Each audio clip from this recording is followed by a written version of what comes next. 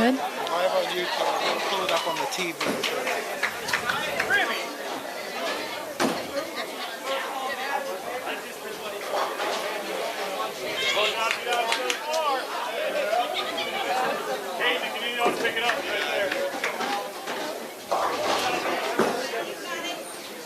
All right. Happy Monday and welcome to the Harlan Community Cyclones versus Red Oak Tigers bowling meet today here at Cyclone Lanes. My name is Bailey and I'll be your announcer today. We'll just go ahead and get started. The teams have both begun meet play, so we're going to go ahead and go through the starting lineups. For our varsity girls, we're going to start on lanes 3 and 4. So for your Harlan varsity girls lineup, we've got McKenna Erickson, Eden Raymond, Alyssa Funke, Katie Stern, Andrea Wrightfelt, and Ivy Stevens. And for the Red Oak varsity girls, we have Maddie Moyer, Alyssa Strabe, Callie Cox, Lana Johnson, Ryan Welkans, Lizzie Baucom. On lanes 5 and 6, we've got our Harlan varsity boys, Eric McCulley, Jason McDaniel, Donnie Smith, Caleb Ernst, Wyatt Swank, and Logan Strom. And for the Red Oak varsity boys, we've got Caden Ribb, Cale Hall, Weston Getler, Clay Kluber, Devin Taylor, and Brandon Cox. Oh, shoot.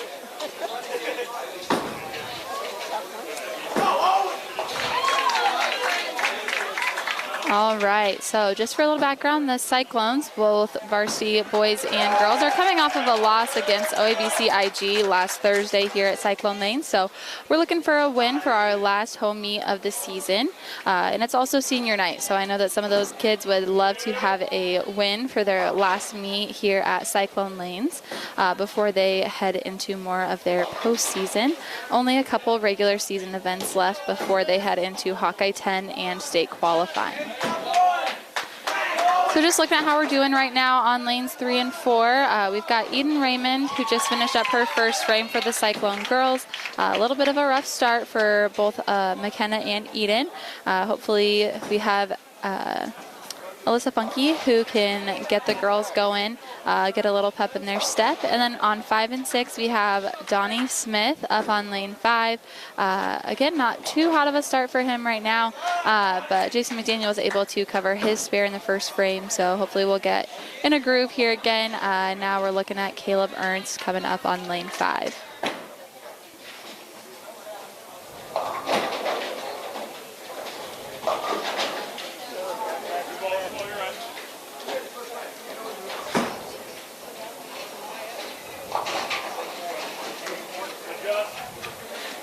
All right, and like I mentioned before, we are actually having our senior night tonight just to recognize our seniors who have put in their time for the Harlan Community Cyclones bowling team.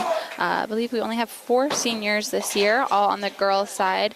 McKenna Erickson, Alyssa Funke, Andrea Wrightfelt, and Ivy Stevens. So we will be recognizing them in between the individual and Baker portions of today's meet. So if you're not familiar with what a high school bowling meet looks like, they're going to be bowling 2 individual games for score today, dropping the 6th bowler. Looks like everybody has 6 on their rosters across the board. So they'll be dropping the low series out of that 2-game series. And then they will have the Baker portion, which if you're not familiar with Baker, say this every time, Baker's the fun part. So it's more of the team event, you could say, in bowling. So you've got a 5-man roster, and you're going to have somebody bowling the 1 spot and the 6th spot, the 2nd and 7th frames, 3rd and 8th, and so on. So we'll see how everybody's bowling today. Normally how everybody's bowling impacts their position in that lineup.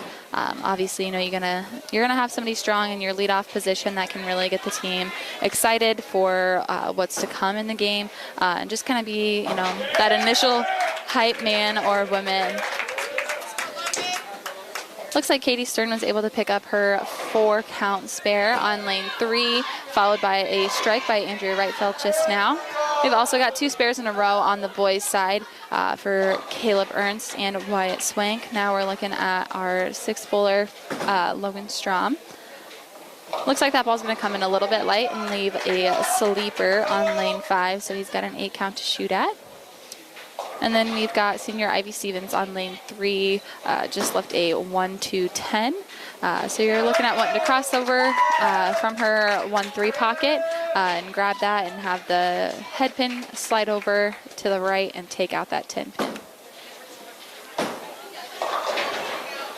Logan Strom went head on into that sleeper for the 2-8, and he was able to convert that. So we're going to head into our second frame on the boys' side here on 5 and 6 as Ivy Stevens shoots at her spare. Going to cross over and knock the 2 off of that, but unfortunately going to leave the other 2 up there. Yeah, I noticed that. McKenna Erickson puts off a good ball and leaves a single 10 pin on the lane. And Eric McCauley shoots off a strike on lane 6. Now followed by Jason McDaniel coming off of a spare. So we're going to want some high count, strike preferably for him.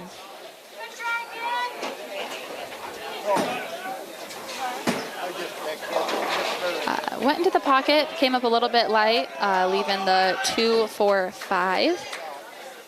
And McKenna Erickson's unfortunately going to miss that 10 pin on lane 4. Bit of a rough start for our girls there on lane 4 compared to the Red Oak Tigers, who only have had 1 open so far in their 7 total frames bowled. Jason McDaniel just misses that spare of the 2-4-5 and knocks off the 2-5 out of that, leaving the 4 pin standing. So now we're looking at Donnie Smith up on lane 6 and Eden Raymond up on lane 4 for your girls.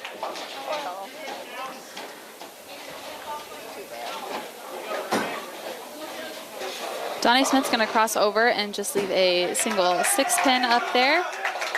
You can run that down. That would be a good start for our varsity boys here on lanes 5 and 6. Red Oak struggling to get into a groove. A couple splits up there, a couple washouts. Not able to find the pocket very strongly.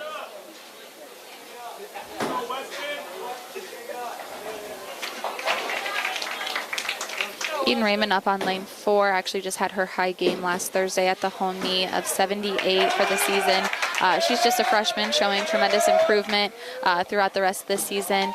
And she just got that spare on lane 4.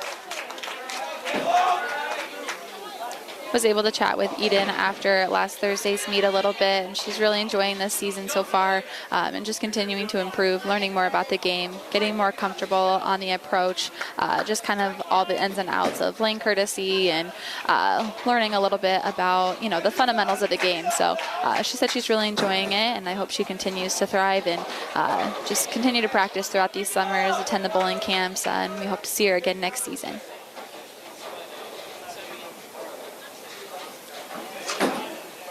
Caleb Ernst up on lane 6, shooting at a 6 pin. Last Thursday, he was pretty good at these 9 spares, so hopefully we'll see the same out of him today, but maybe throw a few more strikes in there.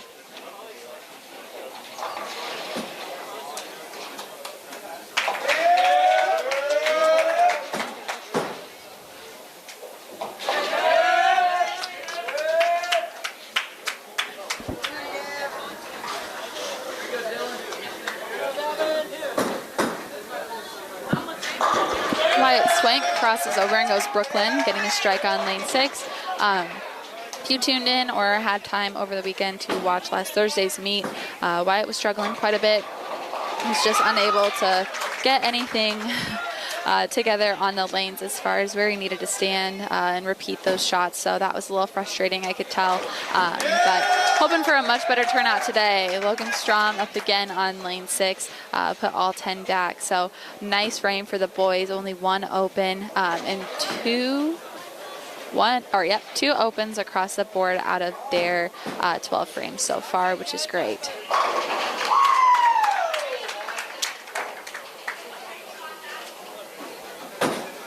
We've got Katie Stern up on lane 4, and unfortunately she's going to miss that 1-3 that she just left.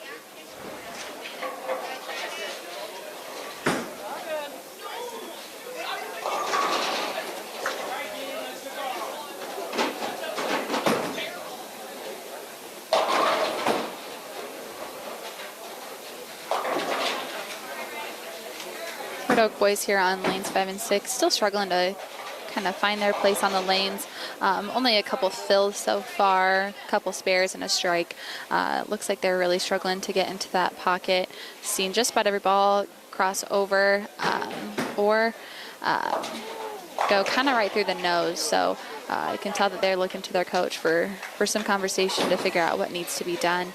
Varsity Red Oak girls are coming off of a really good first frame and now are struggling to find their footing a little bit with a couple splits in the second frame across the board. Now we've got Eric McCulley up again on lane 5 for the Cyclones.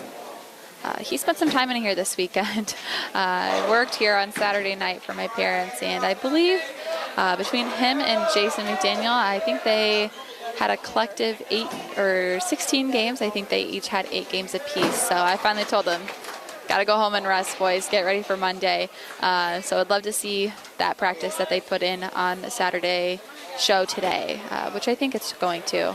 These boys are starting to get in a groove. I can really tell, learning each other's strengths and weaknesses, talking through shots. That's what this game is all about. It's, you know, just a little percent of a physical game, but it's all mental, and the lane play is a huge part in being a successful bowler, understanding your break point, what your ball is doing, how it's reacting on the lane, and being able to adjust based on the oil patterns that you see at all of these different centers that they bowl at throughout the season. Of course, over your few years on the team, you get acquainted with each of the bowling centers. You kind of know what to expect, and that's a nice thing. You go back and you look at how you bowled at Red Oak last year, how you bowled in Council Bluffs when you're at, you know, over a 30-lane center, and seeing how your ball reacts differently. What do they put down for a shot? What equipment should I pack? What should I take? And just knowing, you know, a lot of bowlers that I know, myself included, back when I was bowling much more competitively, you need to keep a journal. Be able to write down the dates, when you bowled there, how many games you bowled, what equipment did you take, what was in your arsenal.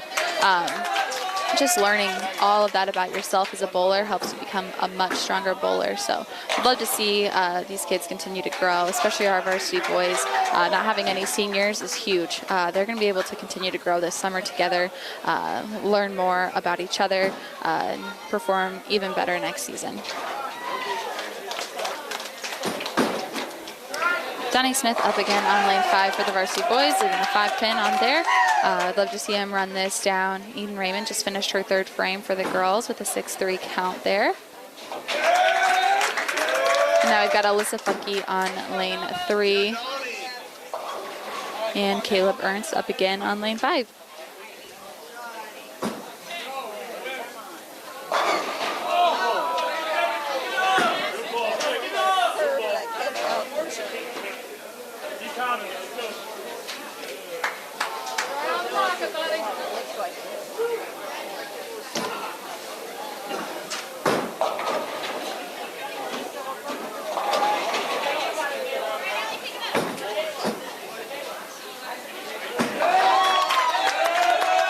Caleb Ernst left kind of a nasty split up there on lane 5 with a 6-7-10.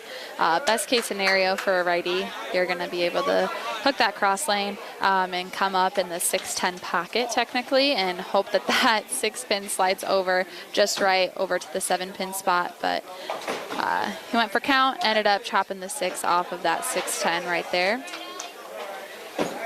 Now we've got Wyatt Swank up on lane 5 looking for a double. And Katie Stern is going to be up for your Cyclone varsity girls on lane 3. Wyatt pulled that ball just a little bit. He's going to go Brooklyn, but he's going to trip the head pin. That was pretty interesting. He literally didn't even get close to the head pin and still came away with a strike. So we're going to take that double and run with it. Logan Strom's looking to do the same now on lane 5. Hopefully it's a pocket shot, though, because that was a bit of a scary shot from Wyatt.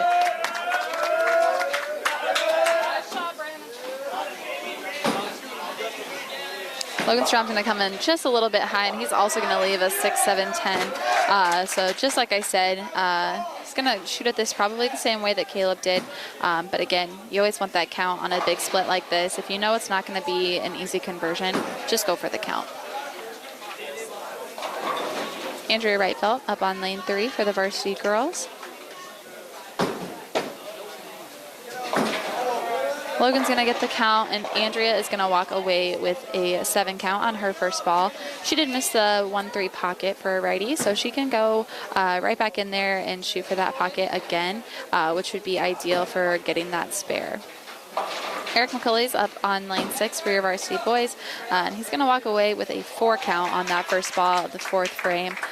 Missed the pocket, ball didn't really come up, didn't seem to break, just meaning it maybe went a little fast going down the lane and didn't hit the break point where we wanted it to, so the ball didn't have time to flip and actually go into the pocket. Andrea Reitfeld did pick up that spare on lane 3. Now we're heading into the 6th bowler for the Cyclones, which is Ivy Stevens. Eric was able to get another 4 pins out of there, so walked away with a 4 count in the second ball. So he had a 4 count in the first as the first ball, 4 count as the second ball, and has a 44 ending his 4th frame. So a lot of 4s right there. Ivy Stevens, unfortunately, left a 4-7-10. So as a righty, you just kind of move your strike shot over a little bit. Going to move to the right for her, I guess it would be, and then try to move that pocket shot over and go Brooklyn. But looks like she's going to go for the count, and it's just going to get over there for the count. Jason McDaniel up on lane 6 for the varsity boys, left a 3-10. Kind of want to go in between these. It's the best way to shoot at it, but he's going to go the hard way and unfortunately miss both.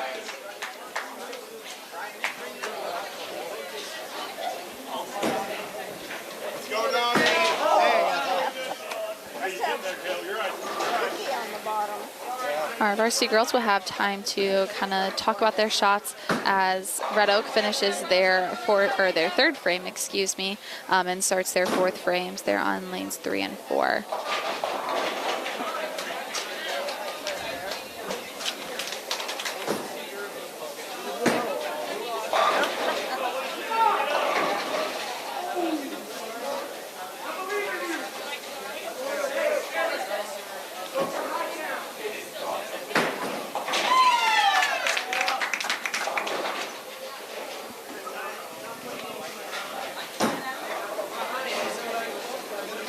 Donnie Smith not able to do much there in his 4th frame there for the Cyclone boys. Again, that ball's not coming up, so some adjustments are going to need to be made to just move that shot inside a little bit more. If you get too far out, just from what I can see and knowing a little bit about the lane pattern, need to move those shots inside a little bit. Anything that you're shooting outside of 10 at the arrows probably isn't going to come up unless you have an insane amount of reps on your ball.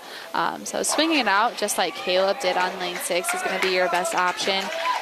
Even, looking at that shot, still came up light and didn't quite get the 5 pin out of there. So even a move, just even half a board, 1 board to the right for him could impact his strike shot significantly, as long as he feels that he could repeat that same first shot that he just had multiple times throughout today. Put that one way outside, came up a little bit, but unfortunately just was not going to get in there to pick up that 5. We've got Eden Raymond up again on lane 4. Just going to wait for Devin Taylor to start his frame, his 4th frame for the Red Oak Tigers on lane 5. And we've also got Wyatt Swank up for the Cyclones on lane 6.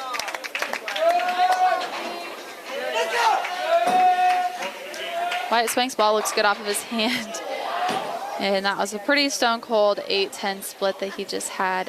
Eden's ball's moving and it's looking pretty good. Gonna get the head pin out of there and get a 6 count. So we're gonna take that. This one's gonna be a little tricky to pick up since she doesn't have that 2 pin over there. I honestly couldn't even tell you how I would shoot at that if I left it. It's a little tough there, like I said, since you don't have that 2 pin to kind of deflect and get that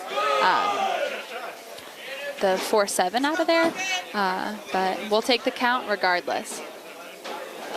Ball's gonna get over there and maybe get a couple out of there. All right, so she got the 5-8 out of there, which for that leave, we're gonna call that pretty impressive. Got Logan Strom up again on lane 6. He's not looking to repeat his last frame, so he goes ahead and goes Brooklyn to strike.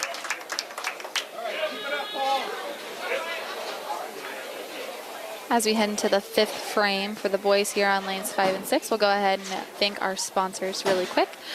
So we've got Pizza Ranch in Harlan, Cyclone Lanes, KNOD Radio, Keast Auto Center, Fairway in Harlan, United Bank of Iowa, Do It Best Hardware, Conductix Wampler, The Agency Insurance, Western Iowa Medical, Dr. J's Family Eye Care, Cyclone Seed and Chemical, Shelby County State Bank, Hamilton Financial Services, Hanson House Senior Living, Polly Jones Funeral Home, Mertu Medical Center Physical Therapy and Rehab Services, and the Peterson Family Wellness Center and Lewis Family Aquatic Complex. Again, thank you to our 2024-2025 sponsors.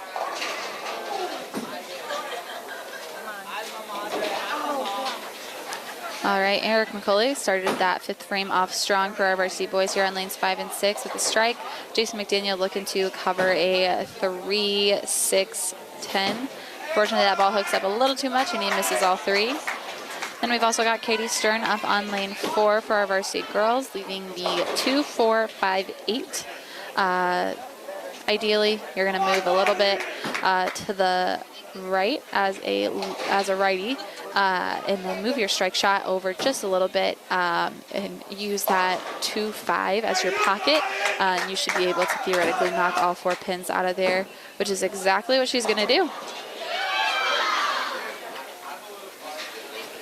Donnie Smith up on lane 5 for the varsity boys, left a 3 pin.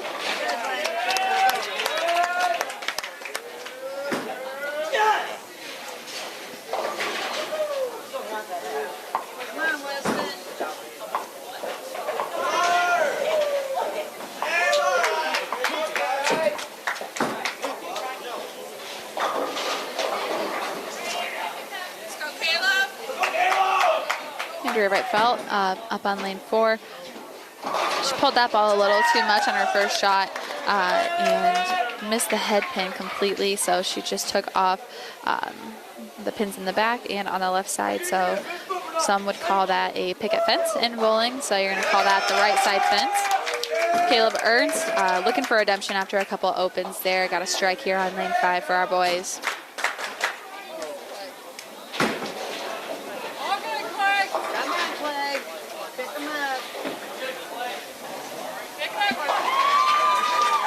Ball's on 6. Tell my dad ball's on 6. He's got it. Ball on 6, Joe. In the back gutter. All right.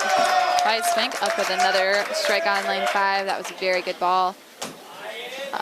Quick break here on lane 6. We're having an issue with our carpet in the back there on lane 6, so if you throw a gutter just right, unfortunately the ball is not going to come back. And Logan Strom with a double again. That was a good frame for our boys. A couple opens, but we still got those strikes, which is just going to be huge right now. We'll take all the pins we can get. Ivy Stevens up on lane 4 is going to miss that 6-10 pickup. And then we've also got McKenna Erickson shooting at a 5-8 over on lane 3.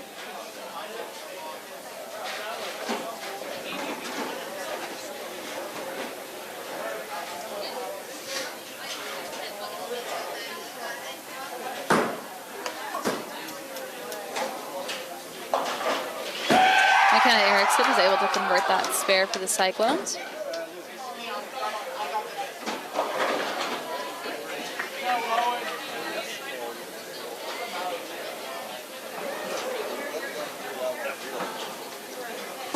And Eden Raymond up again for our varsity girls on lane 3. Ball went a little bit more to the left than she was going to expect out of that shot.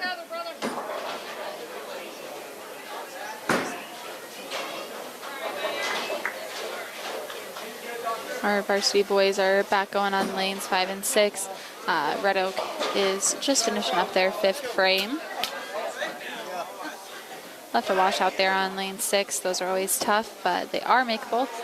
For a righty, obviously, you just kind of want to go Brooklyn, hit that 1-2 pocket, and typically the 2 pin is going to be what slides over and picks up that 10 out of it all.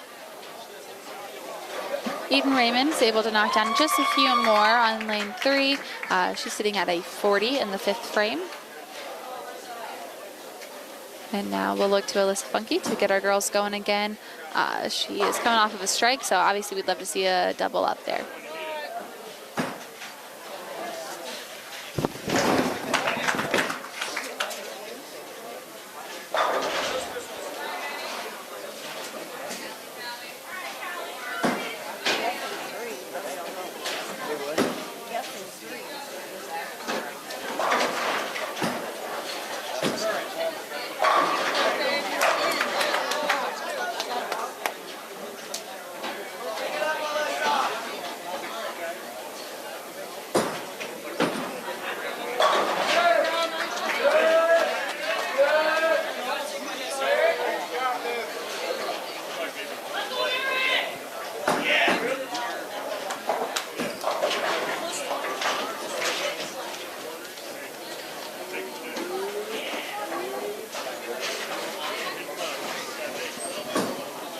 Eric McCulley up on lane 6, gonna go Brooklyn and almost leave a 5-7 there.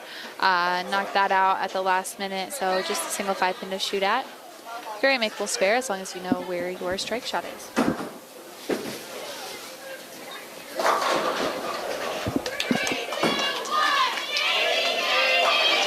Katie Stern up on lane 3 for your varsity girls. Just got a strike, which is always a good feeling. We needed that. We only had one spare so far in the 5th frame for the girls. Would love to see Andrea Wright-Felt just build off of that a little bit, get our pins up. As the Red Oak girls are beating us as of right now, but again, we're going to drop that low series. Jason McDaniel up on lane 6, threw that one a little wide, and it's just going to go right into the gutter over there on lane 6.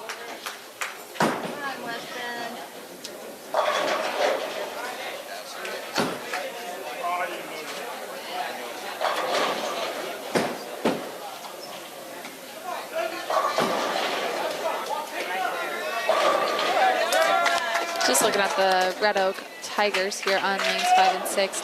All around the board, they have great ball rotation, which is very impressive to see on a high school team. Hawkeye 10's always had quite a few great schools. Red Oak was one of our biggest competitors back when I was in high school, so it's always fun to see the developments across the teams as I've been out of high school just a few years. So it's fun to see the teams that, struggled a little bit more when I was in high school, how they've grown, how their programs have taken off, and just continue to see the development of bowling in high school, which has always been very fun. Harlan did not actually have a high school team until I got to high school in 2012. So that was the first year of the team. So we're looking about 13 years almost, which is crazy to think about. But it's been really fun to watch all of these bowlers grow. A lot of them have bowled Saturday mornings growing up. I've had the honor to work with a couple of them, give a few pointers out here and there when I can. Just kind of talk to Coach Kurtz and Coach Anderson about what they're seeing from their bowlers and what they're doing in practice. Working for my parents here at Cyclone Lanes, I've been able to see a lot of these bowlers just develop throughout the years. So it'll be fun to watch this younger group now that I'm officially back home here in Harlan. Just watch them continue to grow. Caleb Ernst up on lane 6 for the varsity boys. Nice strike there, a nice double here in the 6th frame. Looking at Wyatt Swank up again for our varsity boys. He's coming off of another strike, so ideally would love to see him double up as well. McKenna Erickson up on lane 4 for our varsity girls. Coming off of a spare, got an 8 count. Is going to shoot at the 1-2. Wyatt Swank threw that one a little outside on lane 6, didn't come up at all. Still left majority of the pins on the lane, only got a 4 count out of there. Did knock the 8 out of that back row, which ideally does not make this any more difficult as long as you get the pocket just right, because you still want that head pin to knock out that 2-4-7.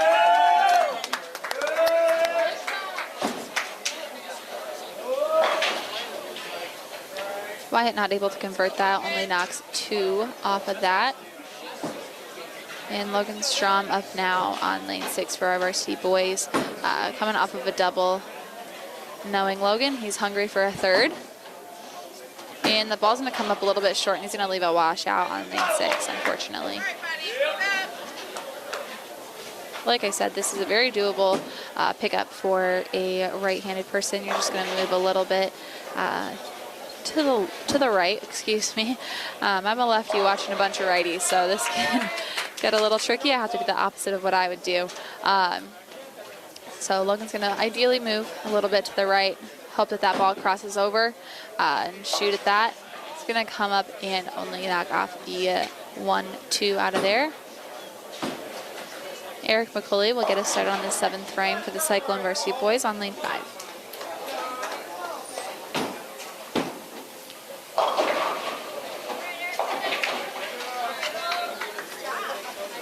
All right, Alyssa Funky up for our varsity girls on lane 4.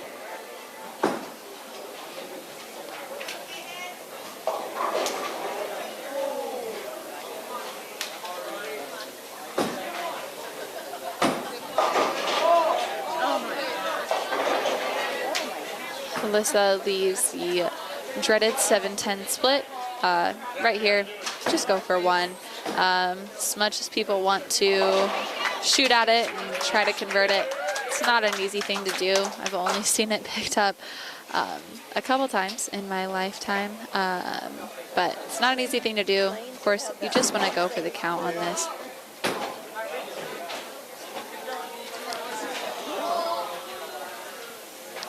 Jason McDaniel just looking for the count here.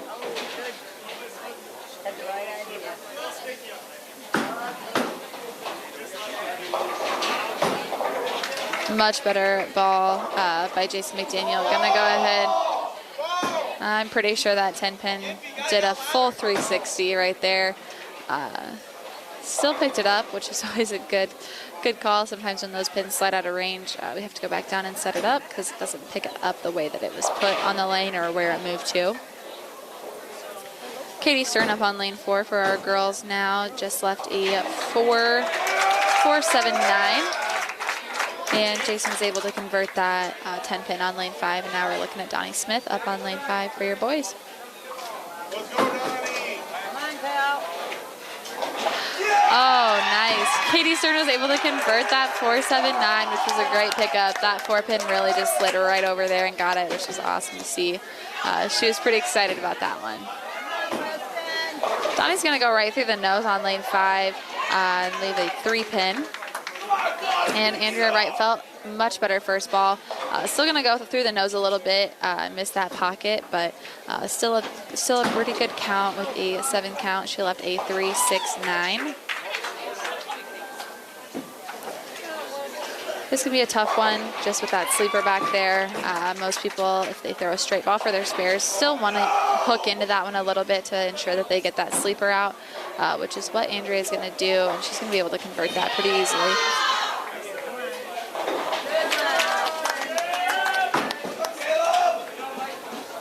Alright, I know Caleb Ernst is looking for a 3rd one here as well. We'll see what he's able to do. Good off of his hand. Looks like it might come up a little bit Brooklyn. Does cross over to the left side of the head pin. Goes Brooklyn, but still strikes. So we're going to go ahead and take it, and I know he's happy about that one. Ivy Stevens up for the girls on lane 4. Left a 6.7.10. Again, go for the count. And Wyatt's going to cross over the head pin pretty early and miss it completely, so he's looking at a 1.369. Right here, you just want to shoot at the pocket again, just to ensure that you can get that 9 pin out of there with the sleeper.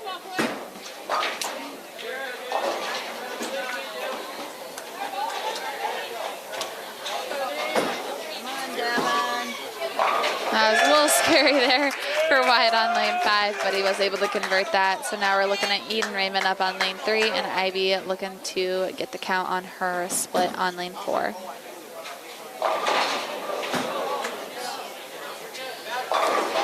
Logan Strong finishing up the 7th frame for our varsity boys. Right in the pocket, maybe came up a little bit high, wasn't able to get that 10 pin out of there.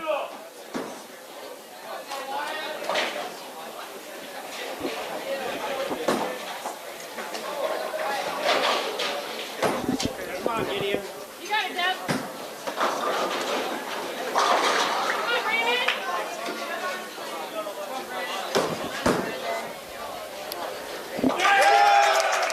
Logan had no doubt about that 10-pin going down, and he was able to convert that. So that was a pretty good frame for our Cyclone boys right there.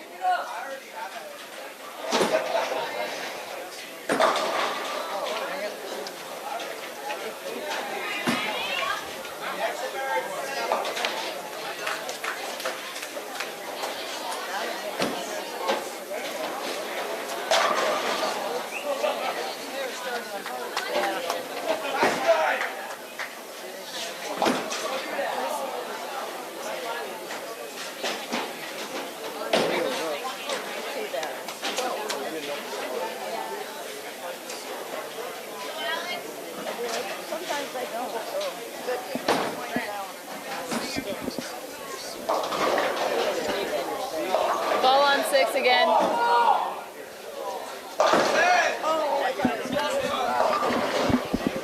I got it already.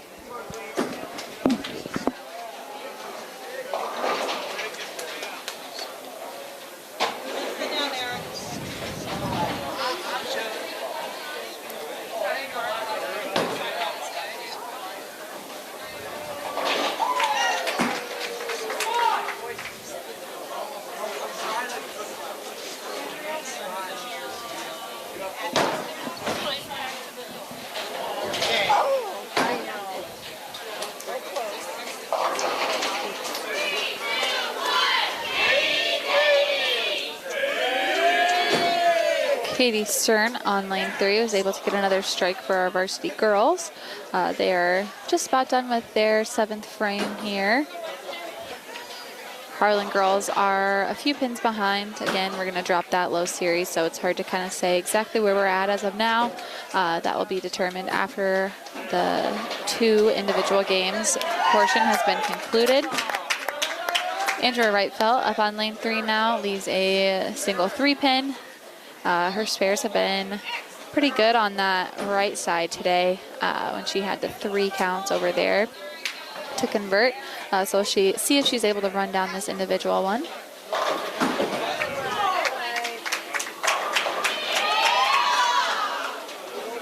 And she was able to run that one down. So we'll look at Ivy Stevens to see how she can finish this 7th frame up for our varsity girls.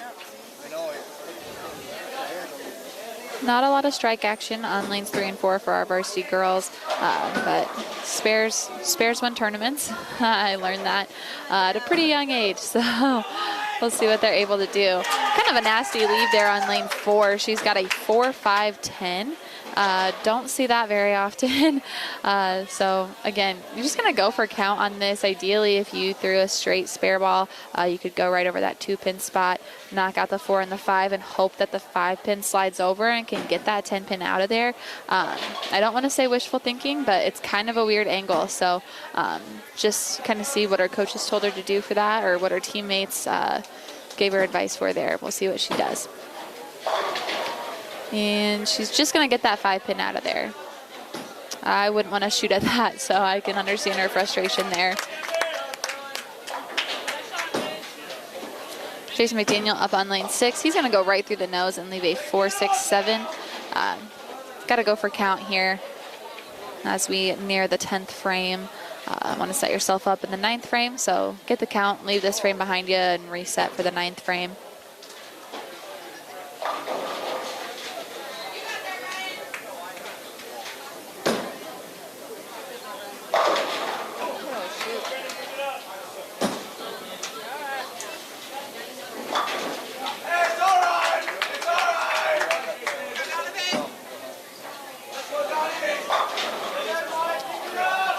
All right, Donnie Smith needs a big one here. Hasn't had a fill since the 3rd frame. Struggling a little bit today with those spares. Just not able to convert anything, but also just not able to get any strikes here today. Across all 6 lanes that we've got going, though, strikes have not come easy for most. We've got a few. Caleb, Wyatt, and Logan on the Cyclone varsity boys side has looked really good. We do have a few strikes from some of the Red Oak boys there, but nobody is stringing any together. So we'll see what everybody's able to do. Usually after your first game, either you're going to make a ball change, see if anything needs to be done in the 10th frame of this first game, and kind of go from there. Donnie Smith picked up that 6 pin, which was much needed. Hopefully this gives him the momentum he needs to get going in the 9th and 10th frame and reset for this second individual game before we head into Baker play. Caleb Ernst eyeing a 4th strike here for the Cyclone boys. He's been able to find a pretty good shot today here. We'll see what he's able to do. Threw that one outside. That one's not going to come up quite enough. He's going to leave the left side fence there with the 1-2-4-7. Want to cross over a little bit here when you're picking these up, so you can guarantee to get all 4 of them. If you hit your regular strike shot, you might get the 1-2 out of there, and sometimes even just a 7, and leave that 4 standing. So we'll see what he decides to do here. He's going to cross over there.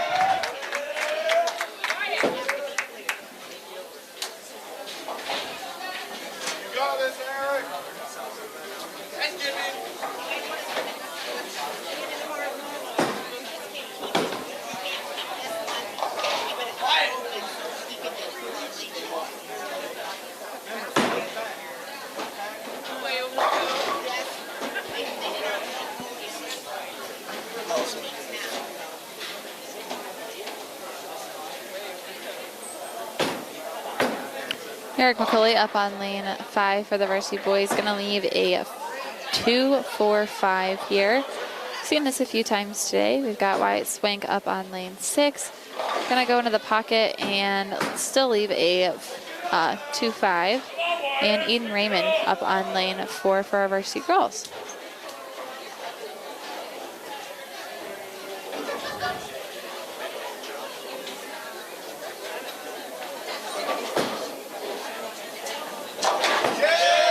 Eric McCulley able to convert that spare there on lane 5, and Wyatt's just going to come up and get the 5 pin out of his leave.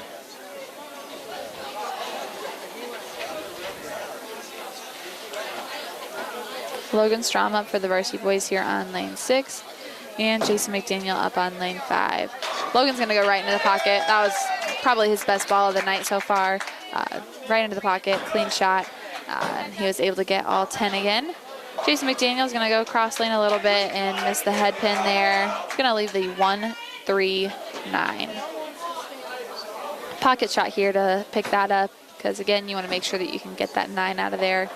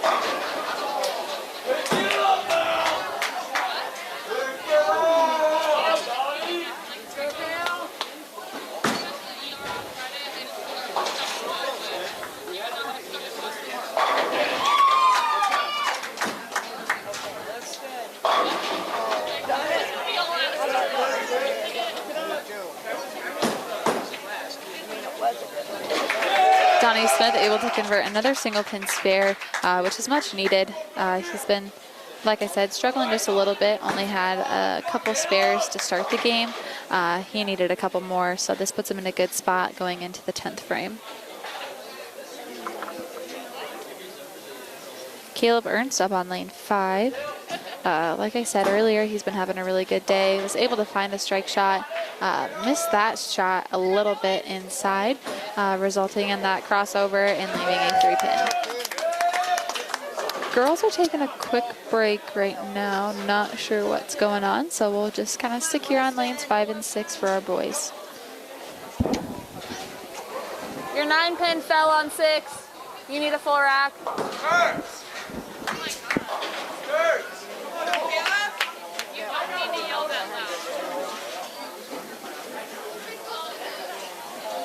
Right, gonna do a quick reset on lane 6 there. That 9 pin just kind of fell out of range. So we've got Wyatt Swank going up on lane 5 for our Cyclones.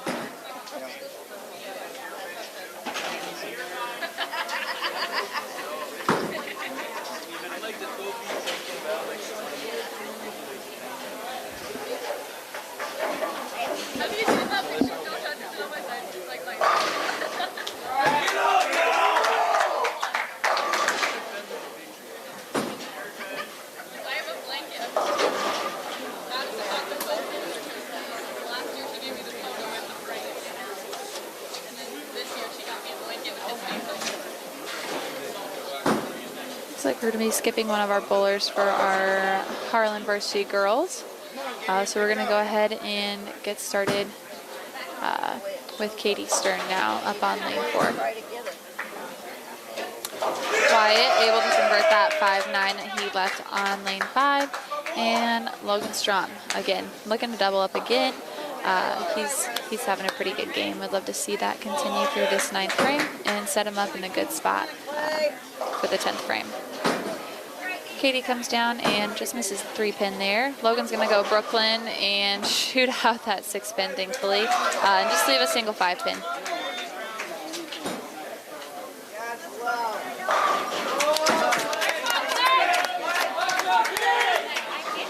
McKenna Erickson up on lane 3 for our girls. Just left a 1-2-4-8. Ideally, going to go cross lane and kind of go into that 1-2 pocket a little bit more to make sure to get that sleeper. Logan picks up his 5-pin. Oh, that was a really good shot by McKenna. That 9-pin kind of bounced back and hit the 2, so it wasn't able to knock that 4 out of there, which was just kind of weird. And Katie converts her single pin. Andrew Wrightfeld is up on lane 8 for our varsity girls, and Eden Raymond's going to get going on lane 3 here. Looks like they're talking with Coach Anderson just a little bit, and we'll continue with play right about now.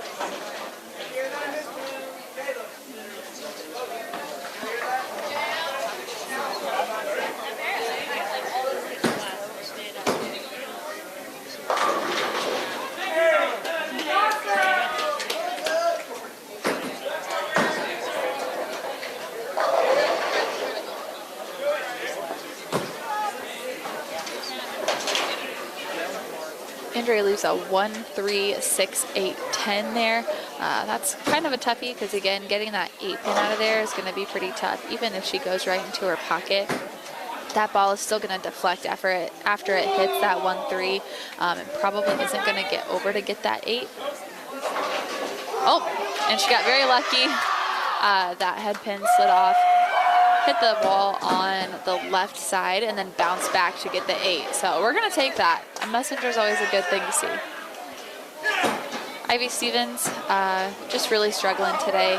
Hasn't got a fill yet this game. A couple splits in there, lower counts. Leaves a 5-pin on lane 4. Obviously would love to see her run this down. It's an easy spare. She's close to her strike shot, so just need her to convert that and we can go from there. On lanes 5 and 6, we are heading into our 10th frame. We've got Eric McCulley up on lane 6.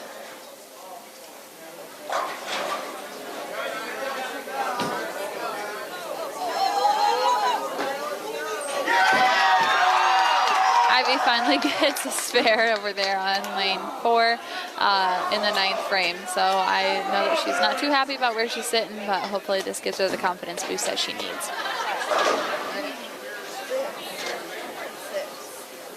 Per usual, the boys are about a frame and a half ahead of the girls, so they always get a little bit longer of a break. So they'll head right into their second game just to keep things moving along, and then they'll just kind of hang out before we get into the bigger portion and do senior night for all of our senior girls. Eric McCulley finishes with a 124 for the Cyclones. And now we'll see Jason McDaniel up for his 10th frame.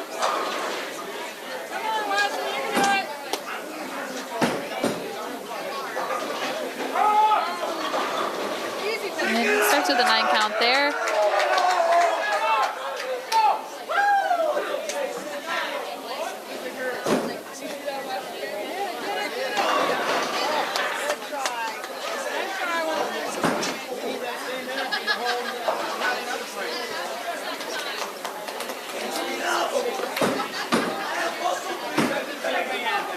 Unfortunately, that ball just comes up a little too much, and he's going to miss that single pin. And Jason's going to finish with a 112.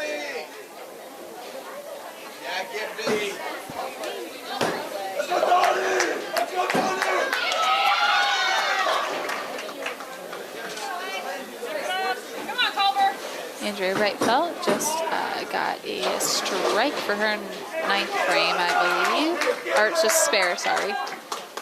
Missed that frame completely. Ivy looks good off of her hand. Can't quite tell where. It's just not quite coming up right. Obviously, I'm not sitting right behind 3 and 4, so I don't have as great of an angle for their first shots as I do for 5 and 6.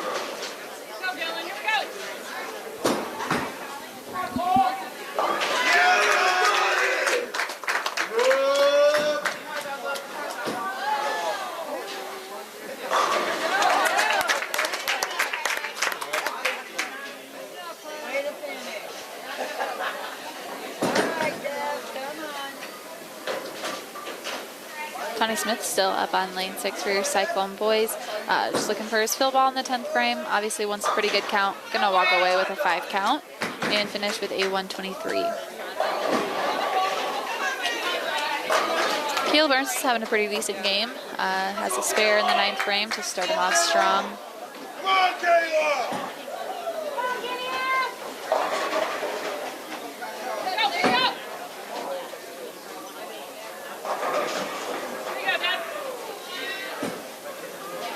Caleb's first ball is going to come up just a little bit light. Not going to get that 5 put out of there, so he's going to leave a 2-4-5.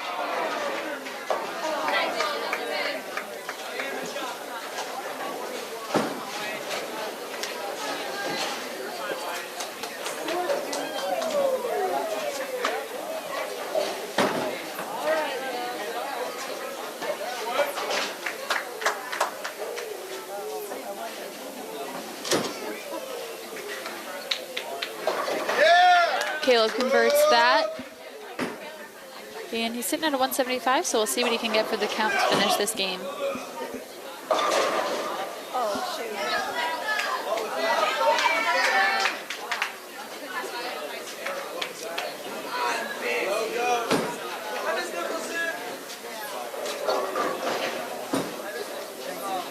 Much better ball by Caleb there. Still going to leave a 10 pin, but he's going to finish with a 184 today for his first game.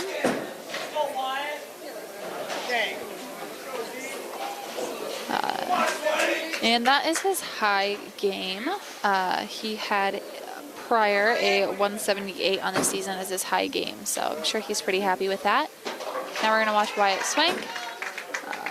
Pretty good first ball. Going to get right into the pocket, but still missed that 10 pin.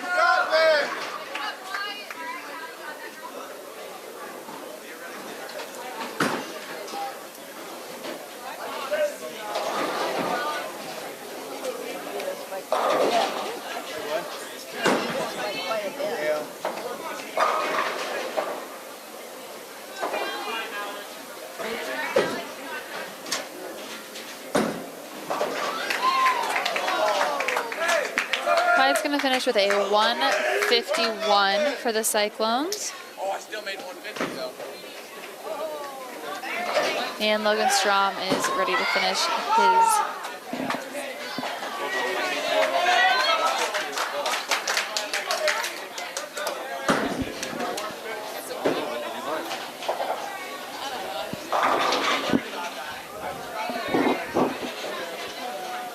All right, our varsity girls are finally heading into their 10th frame, so we'll watch them finish up this game and see where they end up.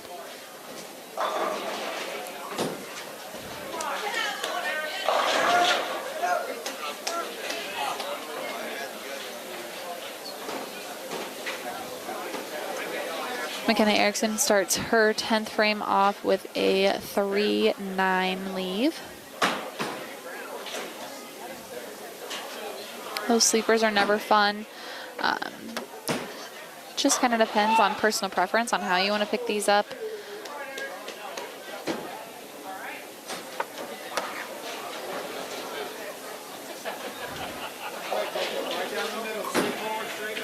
And she's going to be able to pick one of those off and finish with a 126.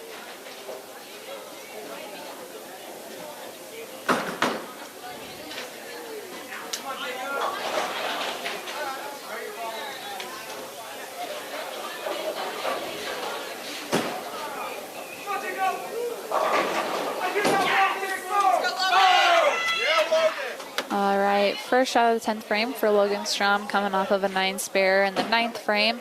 That stuck on his hand a little bit. Came up light, didn't quite get to the head pin, but a nice strike shot. This second ball will pick up this 1-3 or 1-2-9.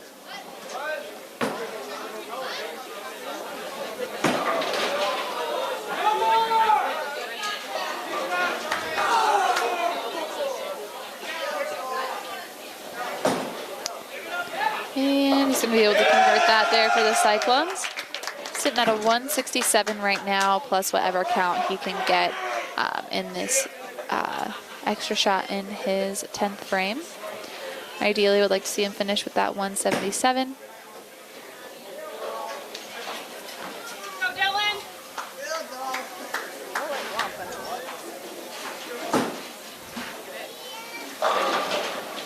Gonna go ahead and finish with a 176. You got it, Logan. Pick it up. Oh, that was the second. I'm sorry, guys. I'm sorry. Pick it up next frame. All right, Eden is gonna finish with a 50, or sorry, excuse me, yes, a 59 for our girls over there.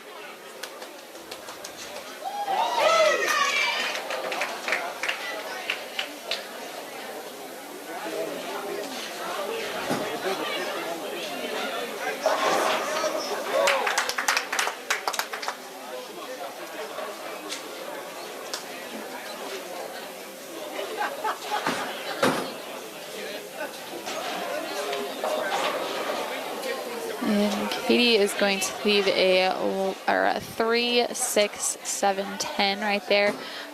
Ideally, you're going to move your strike shot over just a tad to hit that 3-6 pocket instead of the traditional 1-3 pocket for a righty, and hope that that 3 pin or the 6 pin slides over and is going to knock out that 7 pin. You can also just go for the count here, which, just depending on how confident she is what she'll do.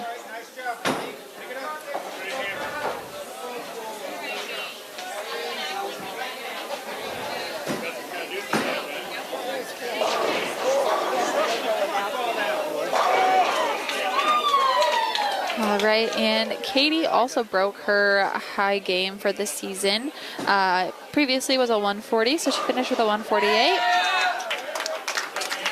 Our varsity boys are getting started on their second game. We're going to stick with the girls, and Andrea's pin just fell there, so she finished with a strike for her first shot in the 10th frame.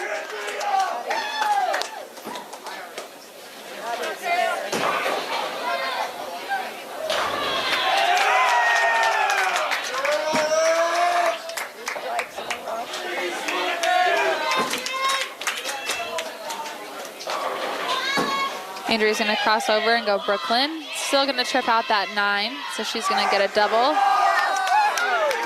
All right, the strikes are coming now, which is always good to see. So we'll see some better games this second game, hopefully. Donnie Smith's going to go right into the pocket and also get a strike to start off our Cyclone boys. 3 across the board right now for the second game. And Andrea's going to finish with another strike, 162 to finish off her game.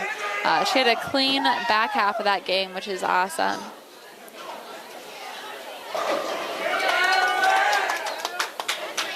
And Ivy Stevens sitting on an 84 right now. I would love to see her get the first one right now. All right, Caleb Ernst had another strike there on lane 6. Our varsity boys are sitting at 4 right now. Great way to start off the game. Hopefully they'll keep this momentum up and hold it up throughout Baker. Words are hard on the Monday afternoon. My apologies. Wyatt's going to come up a little bit light and leave that left side fence there. Ivy on lane 4 is just going to pick out that 8 pin out of there, and she's just going to finish with a 91.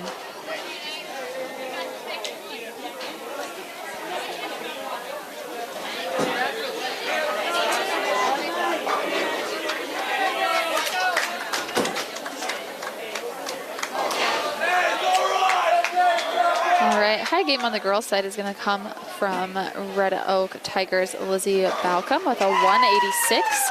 And the high game on the boys' side was from Caleb Ernst with that 184 for your Harlan varsity boys.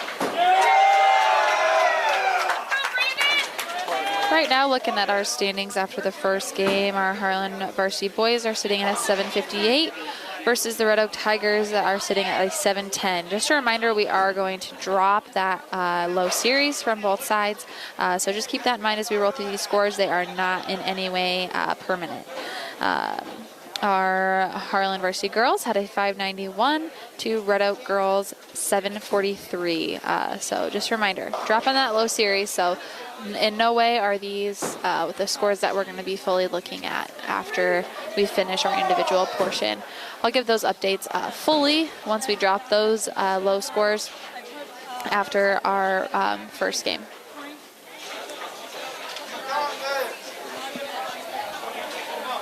Thank you. All right, our boys are heading into their second frame. As we like to say in college bowling, they buried Wyatt there with the singular open there. Everybody else struck, which is, a good feeling. I'm sure Wyatt's looking for a little bit of redemption here in the second frame, hoping that he'll get a strike now.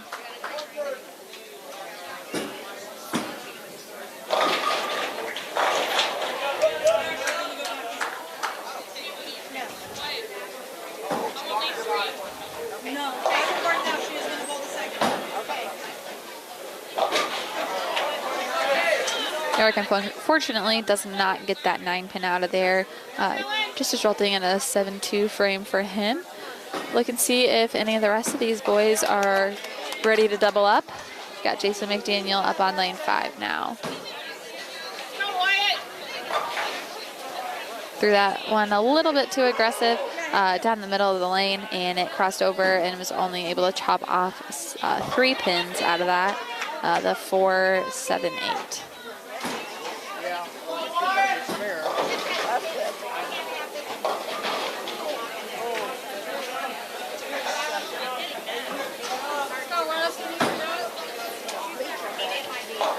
Kenna Erickson does the same exact thing that Jason did on lane 5 there to start off the second game for the girls. Jason was able to cover his, just resulting in a 3 spare. So technically no harm there off his strike since he converted that. Donnie Smith, we'll see if he's the one that's going to be able to double up for the Cyclone boys.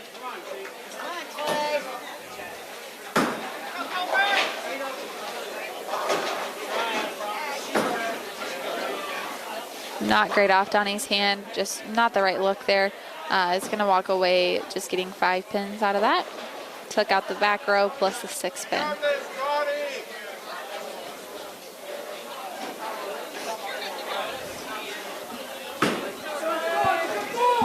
Eden Raymond up for her first frame of the second game. Ball's not going to hang on, I don't think.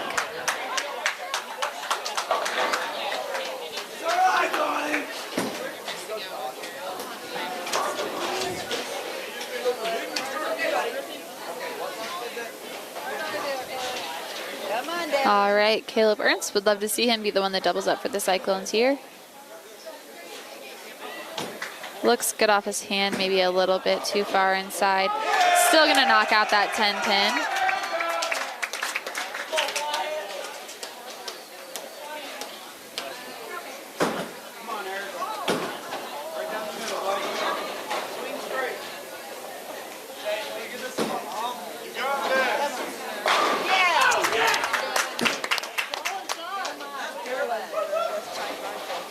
Take a quick break here just to thank our sponsors one more time before the end of the individual portion. Oh, quick before that, Wyatt was able to knock out that head pin.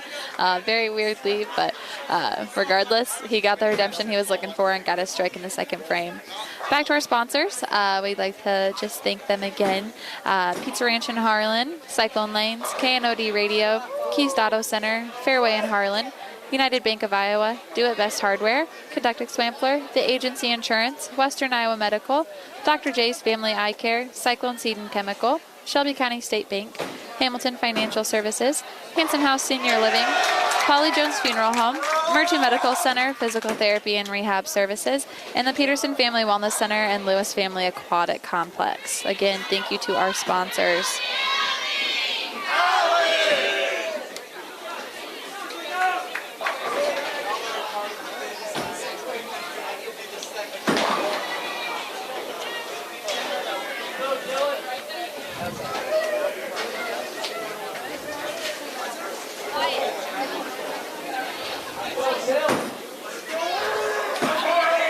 Katie Stern up for the girls on lane 4 there. Just leaves a 5-pin to start off her second game.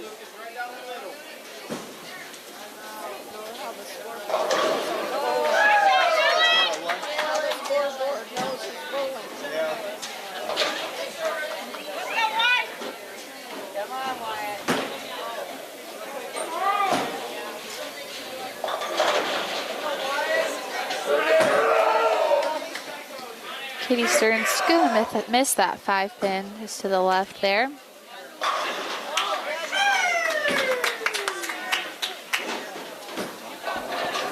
What did you have a question about? Did you have a question about something? I thought I heard you say something.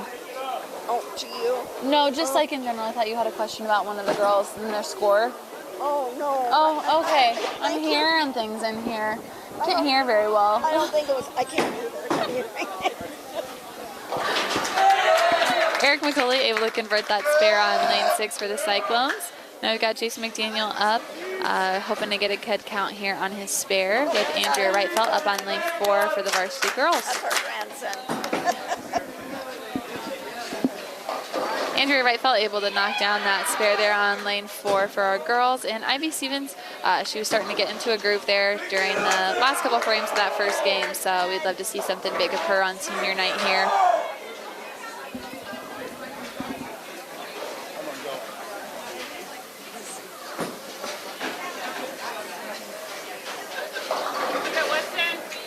Came up a little bit high there on lane 4 for Ivy, but this is a very makeable spare.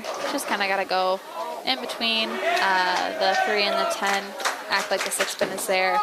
Another nasty leave on lane 5. We had that for the girls there in the first game, so it's just a 4, 5, 10. Like I said, during that, you kind of want to go where that 2, like that 2-pin would be, go in between the 4 and the 5 and hope that the 5 goes over and slides into the 10. Donnie Smith up for the Cyclones on lane 6, coming off of an open in the second frame. Gonna come up a little bit light, but high pocket shot on the next shot should take out that 1, 2, 7.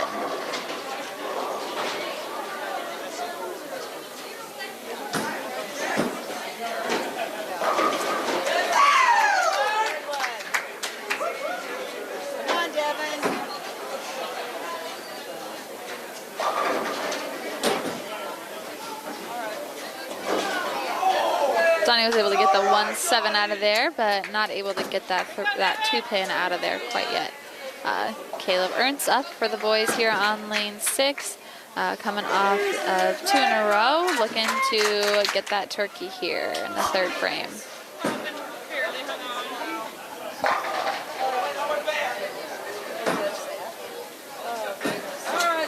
A little bit outside for Caleb's shot, still comes up just enough.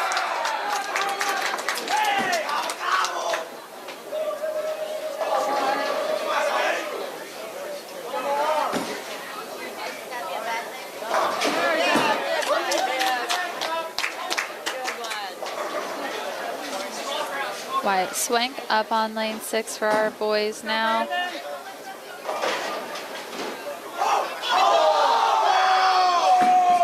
Little weird shot for Wyatt there. Head pin fell forward. Always strange when that happens, but left an 8-pin there. Hopefully he can convert this one. Red Oak girls got a little bit behind there in that first frame, so our Harlan girls are just taking a quick break, sitting down, hopefully talking through some shots, seeing what needs to change going into the second frame of this second individual game. And now we're looking at Logan Strom up again on lane 6, also looking to get another strike, just like Caleb did. And Eric McCulley is going to get the boys going in the fourth frame up on lane 5.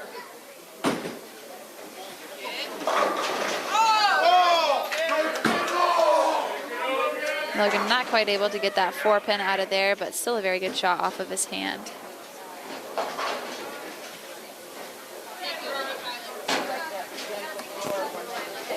Got McKenna Erickson up for the Cyclones on lane 3. And Eric McCulley up on lane 5 is going to go Brooklyn and not get that 7-pin out of there quite yet, but he's going to be able to run that one down. Logan misses that 4-pin just to the right on lane 6.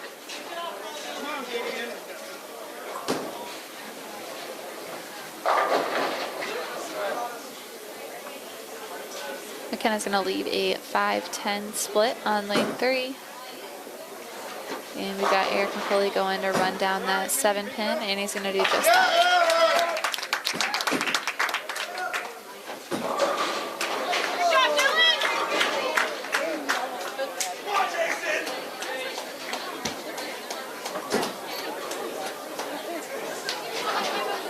Jason McDaniel up on lane 5 for our boys here on lane 5. I'm going to swing that one outside a little bit, but just going to leave a 1-2 on there, so regular pocket shot will be fine to convert this one.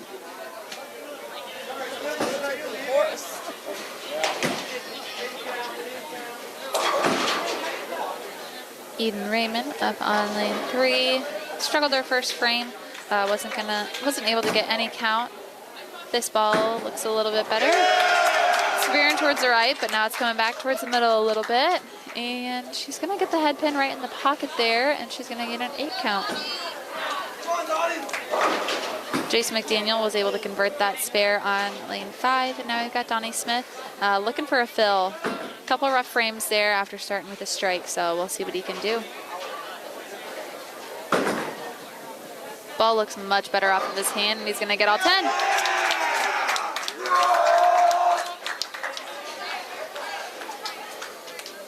A little bit of a smirk on his face there. I could tell that he really wanted that one. Come on, Weston. Caleb Ernst looking for a 4-bagger here. Gonna cross and go Brooklyn and leave a 5-pin.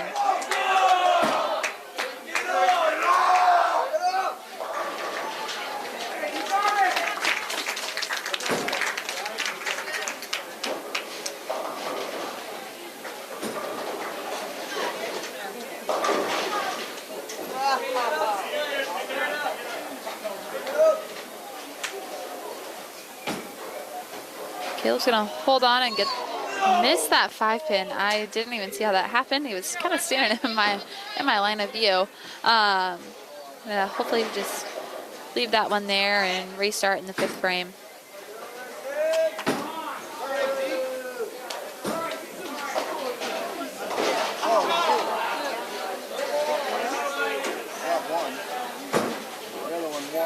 Wyatt's gonna go kind of right through the nose there and leave a 3-10. And Alyssa Bunky is gonna miss that 10-pin that she had on lane 3. She rejoined us after missing the last few frames of the first game. Might not be feeling the best. So now we've got Katie Stern up on lane 3 for our varsity girls, and Wyatt Swank's gonna get that 3-pin out of there. All right, we'd love to see Logan Strom regroup after that 9 miss in the last frame. Still a lot of game to be had here. Katie Stern with an 8 count on lane 3. She'll go up for the spare in just a second. And Logan's ball looks really good. Still another stone cold 10-pin there, but that one looked much better off of his hand. It looked like it bothered him. He's had a couple shots today where he's turned around. You could just tell wasn't how he expected that to come off of his hand. So just didn't put it quite where he wanted to.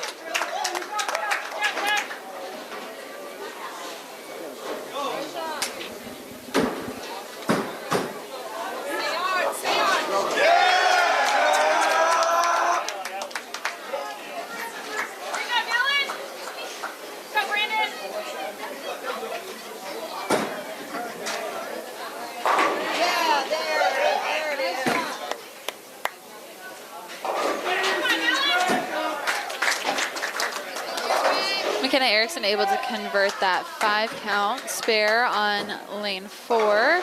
And Andrea Wrightfeld up on lane 3 for the Cyclone girls is going to leave a 3-9. Eric McCulley is going to get the 5th frame for the Cyclone boys underway on lane 6.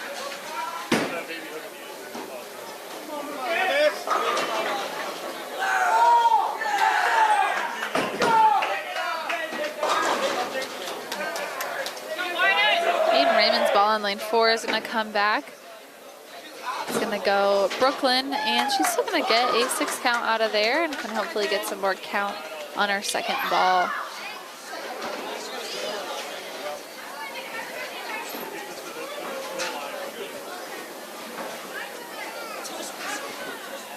Eric McCulley on lane 6 looking to convert a 10 pin.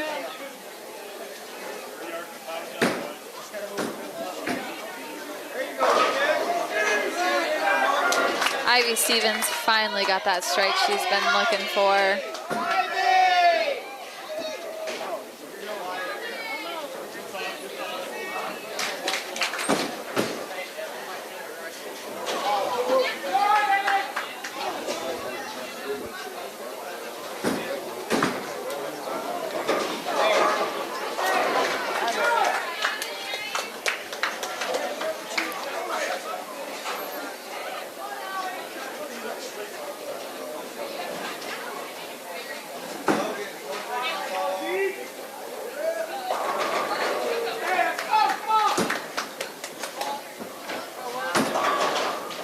Chase McDaniel comes up a little bit light, misses the head pin on lane 6.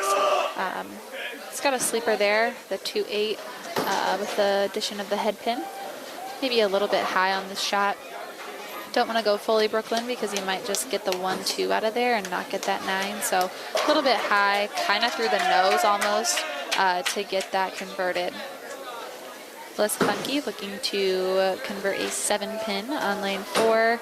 And she's not going to get quite over there.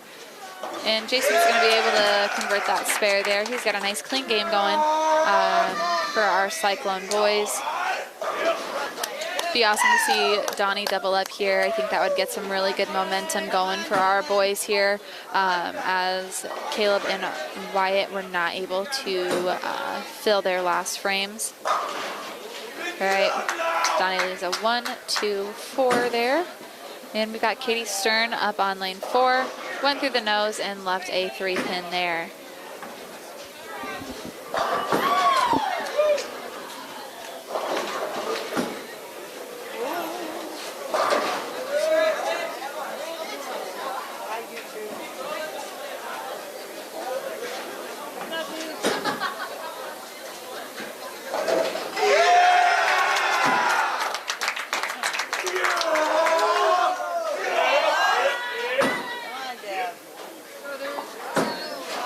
Katie just misses that 3 pin to the left a little bit. So now we've got Caleb Ernst up on lane 6, looking to redeem himself a bit after that 9 miss in the 4th frame. Hoping we can find some more momentum. Looks good off his hand, gets all 10 again. I'd love to see Wyatt build off of this momentum and also get all 10 back. Andrea Reitfeld up on lane 4, gets 5 pin, or leaves a 5 pin, gets a 9 count there.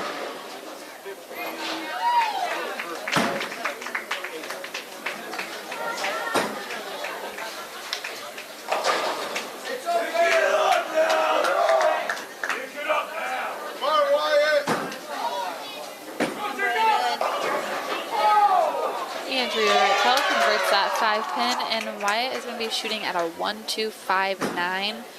I don't exactly know how I'd shoot at this. Maybe go a little high from the pocket shot for a righty, just to make sure that something gets back there to get that 9 pin out. Does just that, but leaves the 5 pin out of there. Ivy leaves a 10 pin on lane 4 for the varsity girls over there.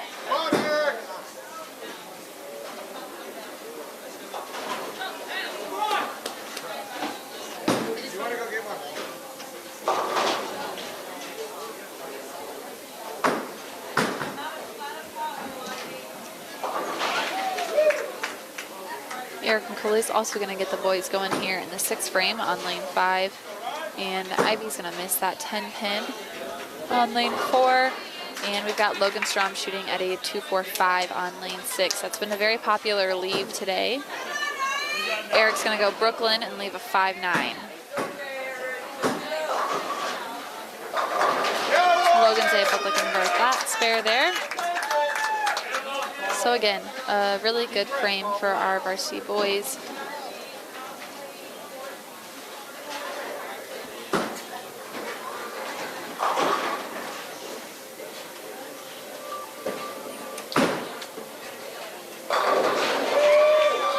Eric chops off the 9 out of that 5-9 leave to start off the 6th frame for the Cyclones.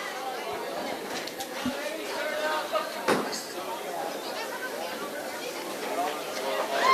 on, Jason!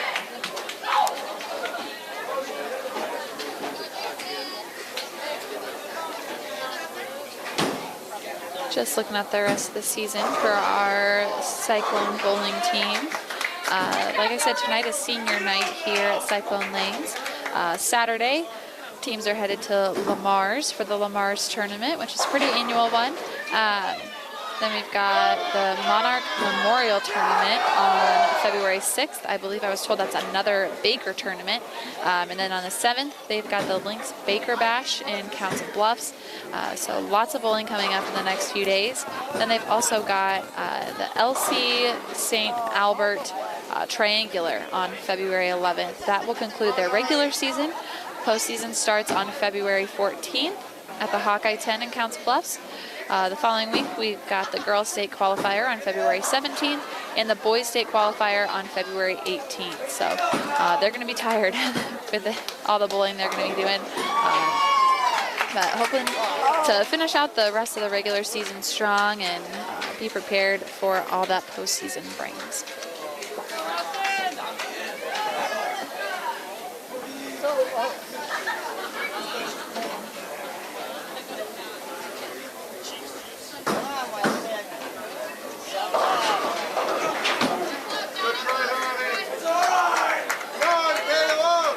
Donnie misses that spare there on lane 5. So we've got Caleb Ernst back.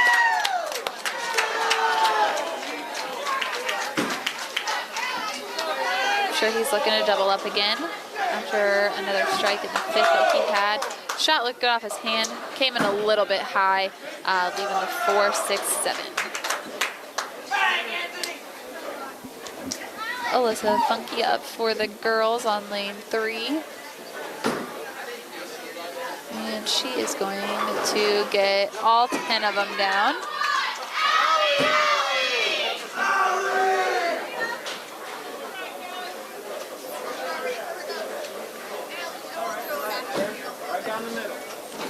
Caleb's going for count, and he almost converted that. That 4-pin just about slid over and got the 6, but it just went back a little far behind. Looks like Wyatt Swank might have made a ball change here. And Katie Stern left the right side fence on lane 3, looking to convert that.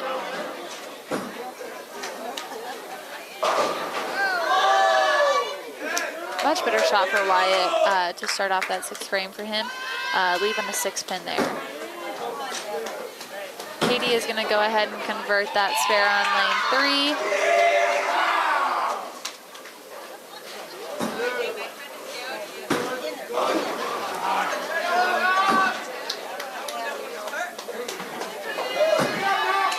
Wyatt's going to grab that 6-pin there on lane 5.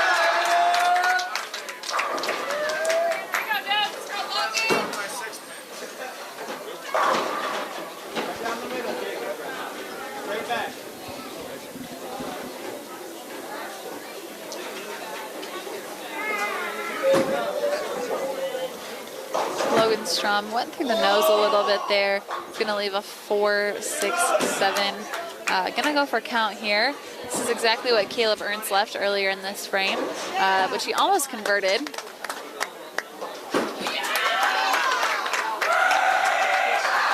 Andrea picks up her spare there on lane 3, so now we're back to Ivy Stevens. Logan's gonna grab almost all 3. Looks exactly like Caleb's shot did. That 4-pin just slid right behind the 6-pin and unfortunately just didn't knock it down.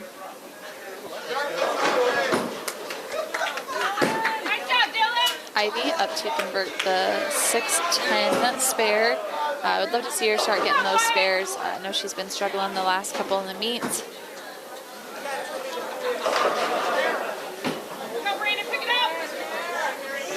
Ball looks good. She's going to get it.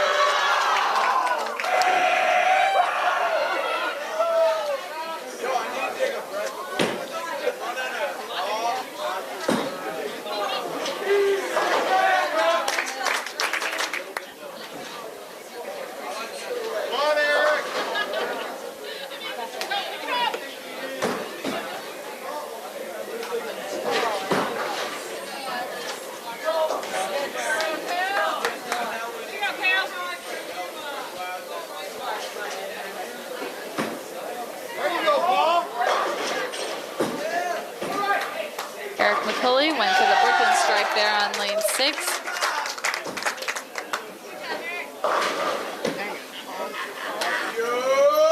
Jason McDaniel looking to do the same. And we're back to the starting lineup for the girls with McKenna Erickson on lane 4, going into the 5th frame for our varsity girls. Come on, follow.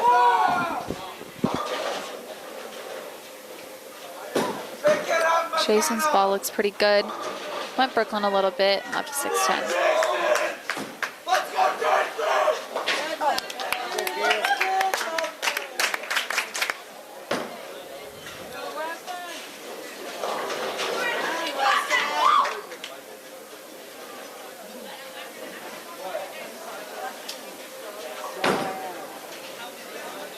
Kenna Erickson able to convert that 3.56 there. And Jason McDaniel is going to get that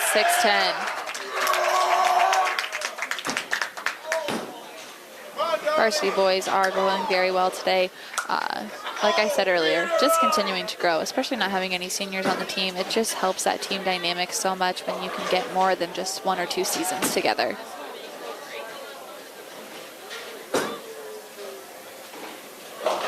Donnie Smith comes up a little bit light, leaves a 1-2-8. Need to move that strike shot in just a little bit to make sure that you can get that 2-8 out of there and not just the 2-8. Eden Raymond up on lane 4.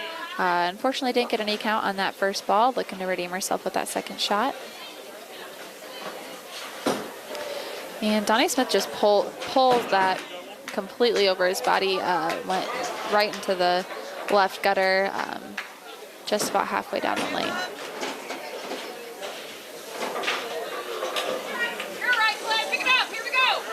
Eden was able to get a 7 count on that second ball over 5th frame. And we've got Caleb Ernst back up on lane 6. He's only struck on lane 6 so far, so let's see if he can do it again. Gonna go in high, gonna get all 10.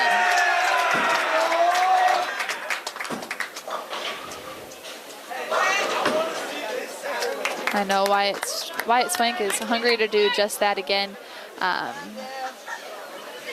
Made a ball change the last frame. Hopefully learned from what that second shot was. Looks like he went back to the original ball though.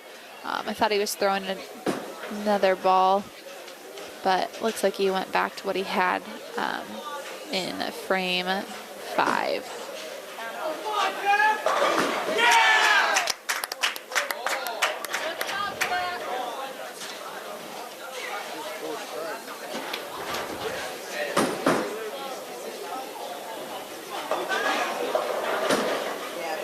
Wyatt Swank gets the 5 pin.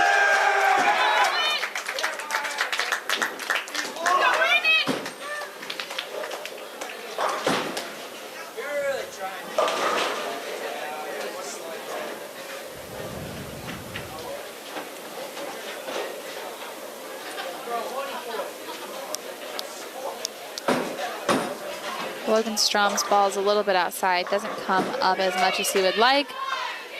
Katie Stern on lane 4 was able to get all 10. One of the moms over here has some ducks that she's throwing whenever the girls get a strike, so I need to figure out what that's all about during the break between individuals and bakers, so I'll report back once I know. Logan shooting at a 2.45 and converts it pretty easily. Eric McCulley's going to lead us into the 8th frame here on 5 and 6. And we've got Andrea Reitfeld. Went Brooklyn on lane 4 there, left 6 pin.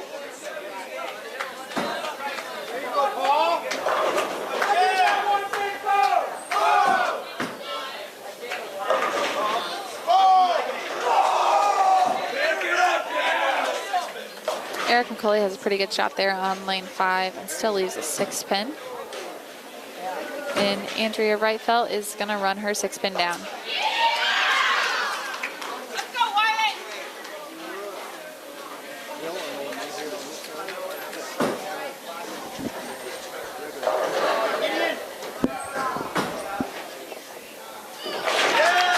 Eric runs that 6 pin down.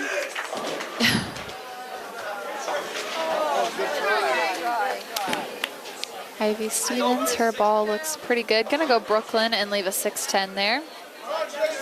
And we've got Jason McDaniel up on lane 5 for our varsity boys.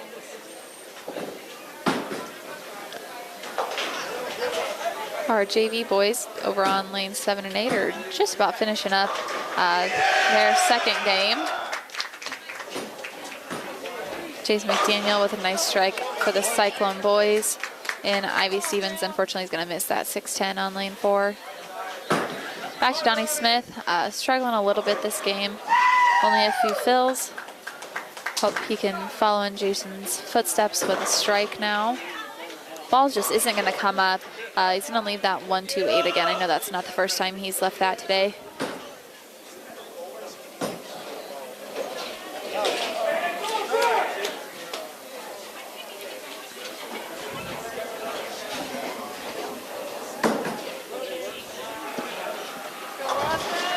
Got McKenna Erickson shooting at a spare on lane 3. She's going to get 2 of them out of there. And Donnie's just going to get the 2-pin out of his leave there on lane 5, unfortunately. Back to Caleb Ernst, who has struggled in the 4th and 6th frames here on lane 5. So we'll see how he's able to get this 8th frame under.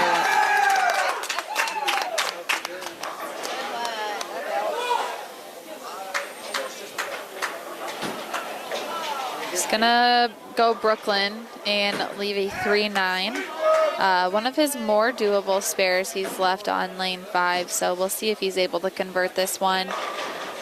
He's gone Brooklyn the last couple times here on lane 5, so we're gonna need to see him make a move to the left to see if he can get this one.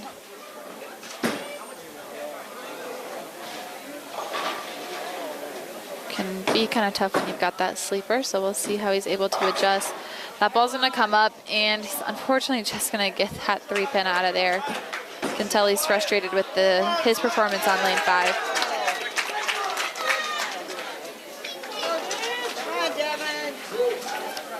All right, the Cyclones and the Tigers are neck and neck here. Looking at the total pinfall here, we've got a 684 and a 680. Just a reminder, we do drop those, the low series for each team before we head into Baker play, and I will announce those scores once we get a little bit closer.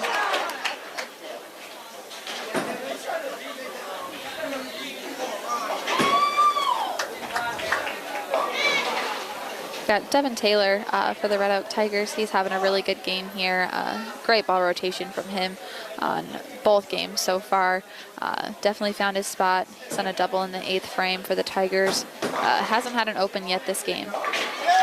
Wyatt Swank able to convert his 7-count 3-pin leave on 5, and now we're back to Logan Strong.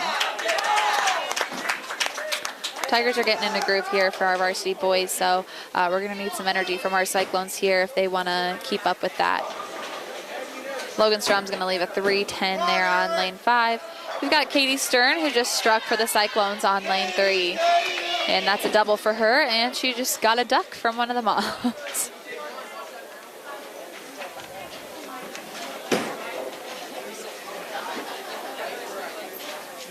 Andrea Wrightfeld, all spares this game so far, looking to strike in the 6th frame here. Went Brooklyn, gonna leave a 1-3-6. Eric McCulley strikes in the 9th for the Cyclone boys. Jason McDaniel up now on lane 6. We need him to double up here. We need some momentum going for our boys. Jason's gonna go through the nose and strike. We'd love to see Donnie up here now with all 10 back, coming off of a 3-frame streak open. And Andrea Wrightfeld's unfortunately going to miss her spare for her first open of the game with a 7-1 frame.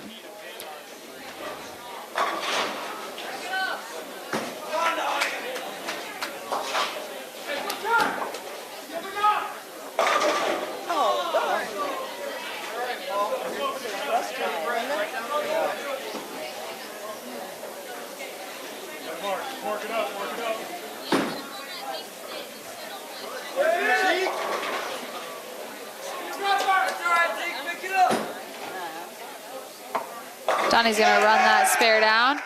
Much needed for our boys. Ivy Stevens up on lane 3. Looks good off her hand. Isn't going to come back quite yet into the pocket, so she's going to leave a 1-3-9 there, or a 1-2-9, excuse me. Caleb also looking to strike. Has yet to miss on lane 6 for this second game.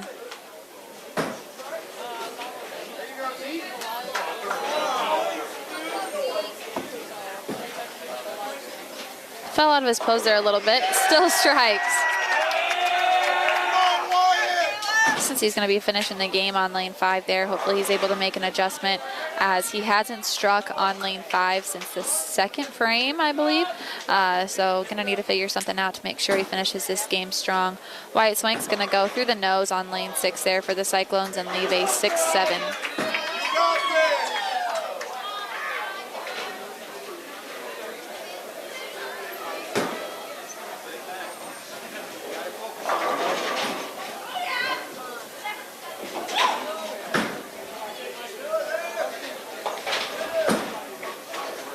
Wyatt's going to miss both of those there and just go right between them. And Logan Strom looking to get all 10 again, get back on track, set himself up for a big 10th frame. All the Cyclone boys, it looks like, have kind of struggled on lane 5. Must be playing it just slightly different than they are lane 6. Not a lot of strikes, or even numbered frames have been on lane 5 this game. If you can see the scoreboards on your TVs, you can tell it's been a little bit of a struggle. A few strikes in the second frame on lane 2, but overall just kind of struggling there.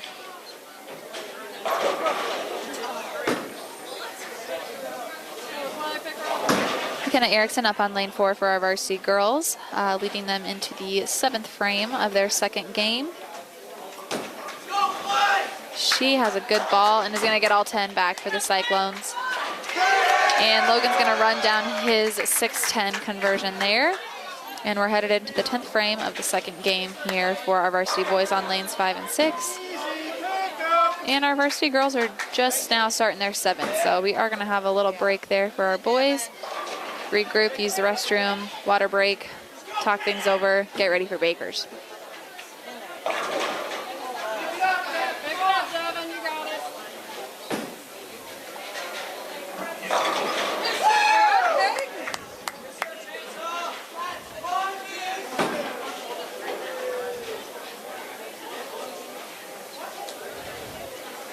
Eden Raymond's ball is coming right back on lane 4. And she's going to leave a weird one there. She's got the 5, 7, 8, 10. Obviously, we'd love to see her get some count here. So that 5, 8 is where she's going to want to pick it up.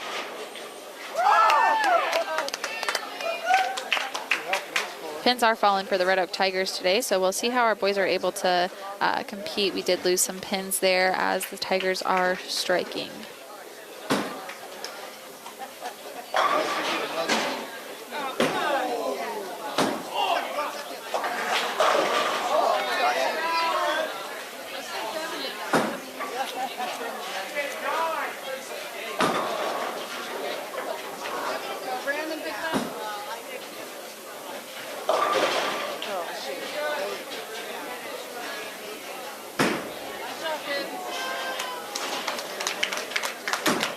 Eden able to get one of those pins out of her tough leave there on lane 4.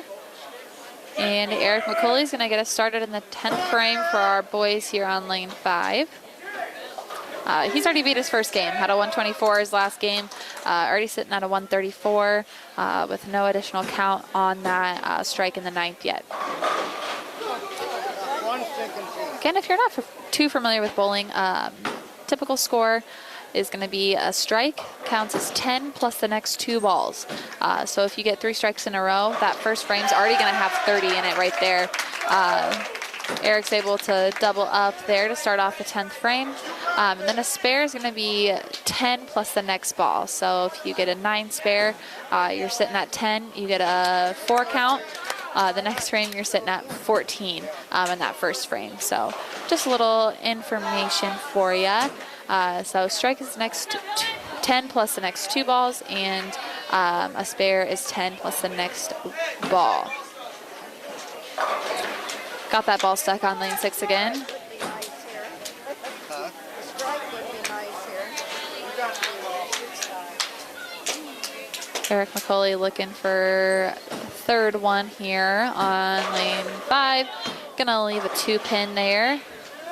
We're gonna have to take a quick break as they get that ball kicked out of the left or the right side of lane 6.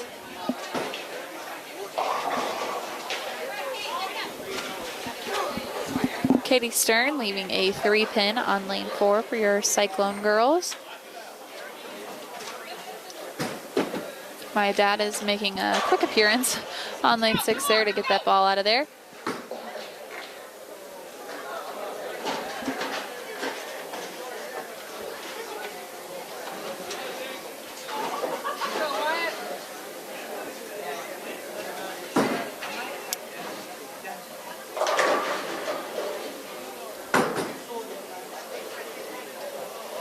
Katie's unfortunately going to miss that 3-pin there on lane 4. Sitting at a 104 in the 7th frame though, which is pretty good. Eric McCauley barely picked that up. He's going to finish with a 173 for our Cyclones. Oh my God. I said I like my jeans skinny. Come on, Jason.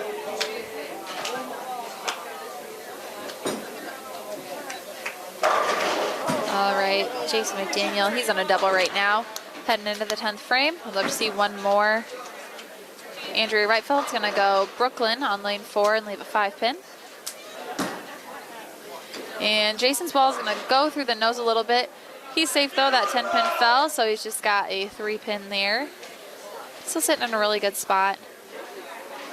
He's got a 148 in the 8th, strike in the 9th, so 158 there. And then 9 pins on that first count, so a 157 if he picks this up, 158. And he's going to do just that.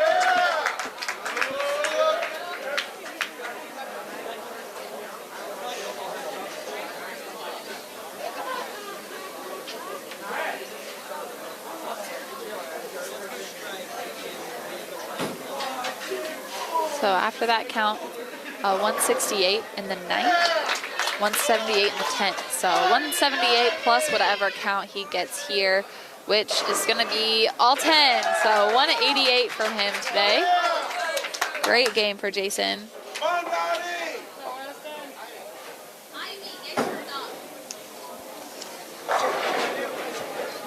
And he beat his season high by 3 pins. Previously a 185, now sitting at a 188 for a high game for the season. Donnie had a pretty good ball there to start off his 10th frame. Left a 5-pin, sitting at a 113 and the 9th, plus whatever we can get for pins in the 10th frame for him. We'll let the girls get kind of through their 8th frame here, focus on the boys as they finish up. Donnie misses that 5-pin, and he's going to finish with a 122 for our boys. Stayed consistent. He had a 123 the last game.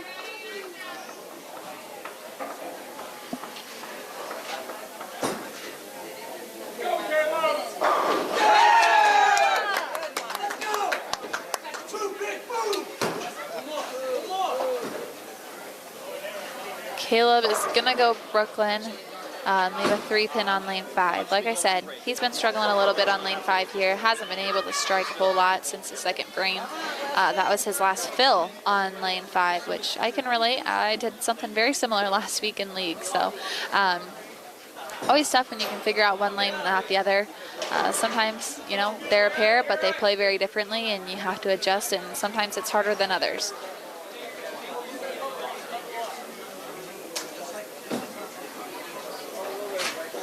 Finally got that fill on lane 5.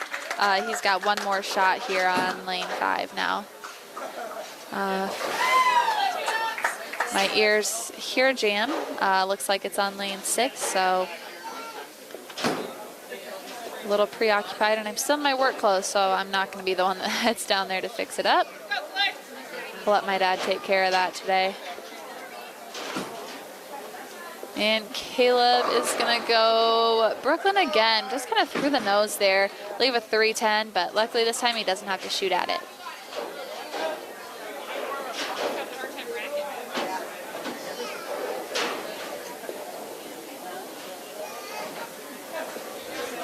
Wyatt Swank up for the Cyclones on lane 5, and that jam on 6 sounds pretty nasty. You can call it a jam, a pile up, whatever. Just means that the table back there is out of order and not dispensing pins correctly. So my dad's down there taking care of it, and we've got a full rack on 6 now. Wyatt leaves a pretty nasty lead there on lanes 5. Left a 4, 6, 10.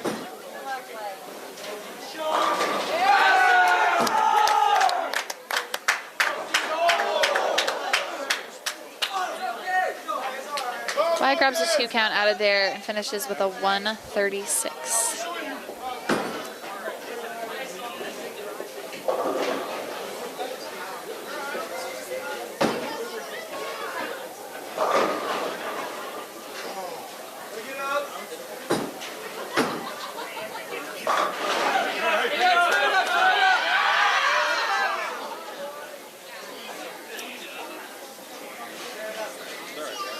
Logan looking to run down a 5-pin here on lane 5.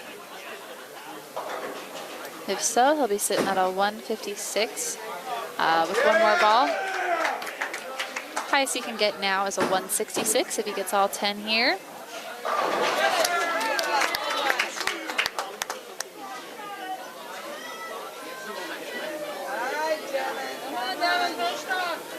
All right, we've got some good games coming up from the Tigers on lane 6 here.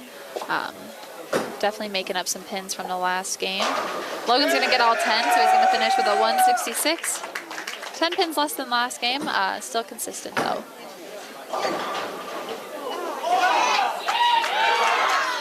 Katie runs down her single pin spare there on lane 3 for the Cyclone girls. They're looking to finish up frame 8 here. 2 more frames. Our JV boys are also done, so they're just kind of hanging out, taking a break over there. And our varsity boys will be doing the same here momentarily after the Tigers finish up their second game. Andrea Wrightfeld gets all 10 back on lane 3 for our varsity girls, and Ivy Stevens is now up.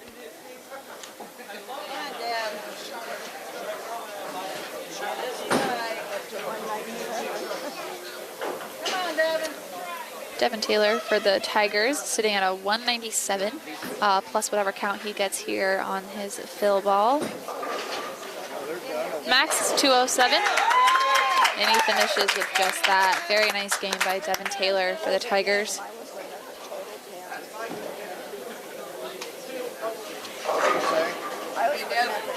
Yeah, let him beat this game.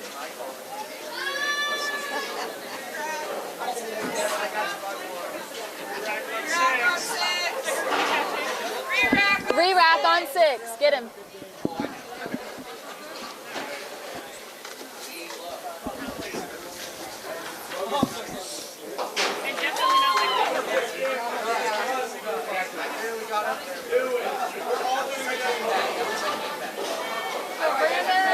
All right, McKenna Erickson is getting ready to start off the girls in frame 9.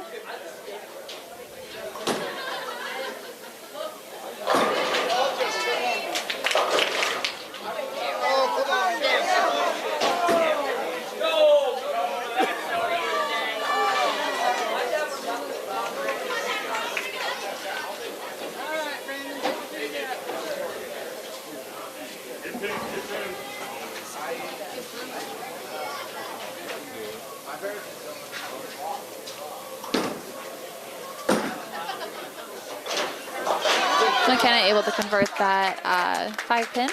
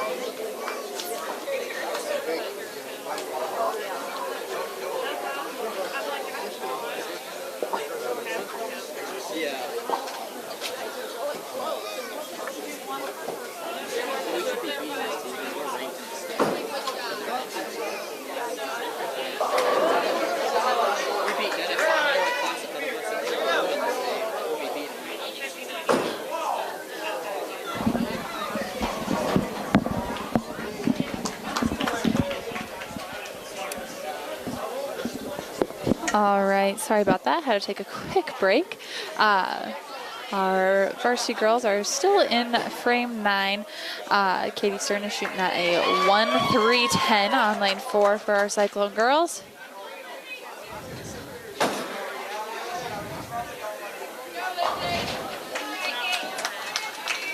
Able to get the count out of there.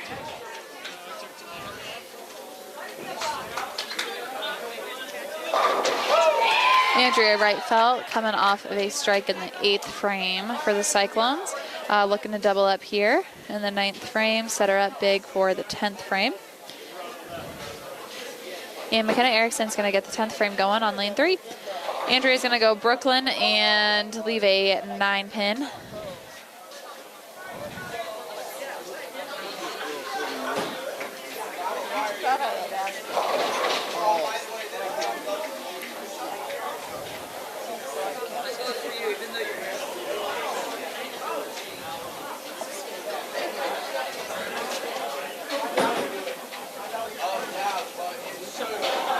Andrea's ball came up just a little bit too much there, and she misses that 9-pin. You're shaving our heads. Put that on me. You're doing the buzz cut. I'll put that on me. McKenna Erickson gets her spare to set her up in the 10th frame for an extra fill ball. Ivy Stevens for a shot of her 9th frame. Gonna go Brooklyn and get all 10. I know she wanted that. She's ready. She's ready to go in a baker, I think.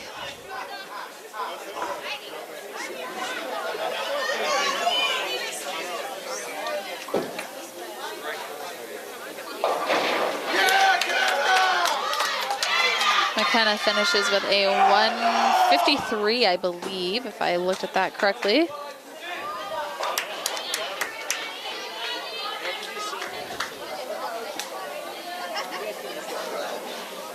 Gotta keep that energy high.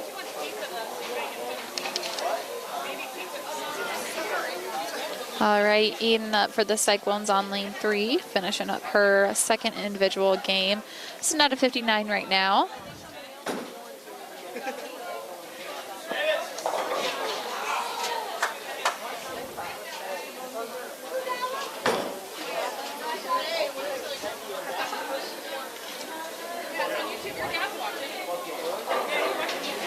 All right, Eden had a great 8 count there, but unfortunately he's going to leave a 5-7. Not a fun one to convert, but much easier than some that you do see.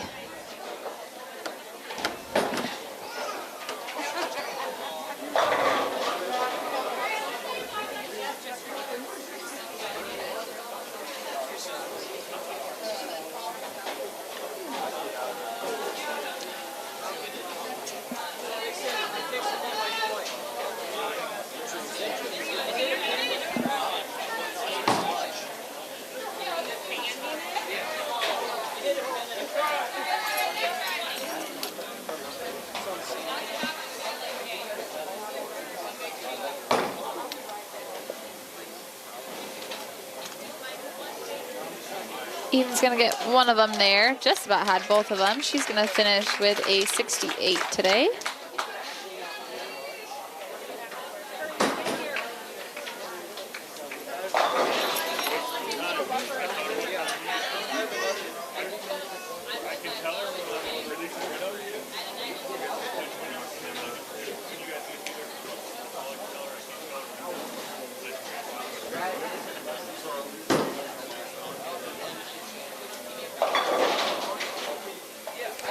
Liz Funky starts off the 10th frame with a 8 count. It's going to leave the 2-7 there. Just a baby split. This is another one that can be converted pretty easily.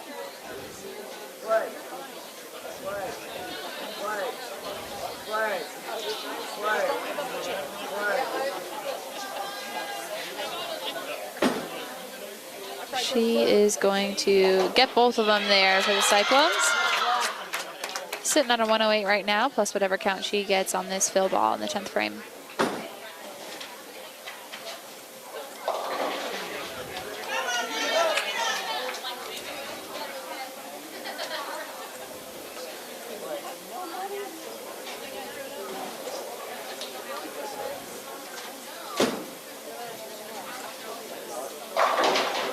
And she's going to get 9 count there for her fill ball.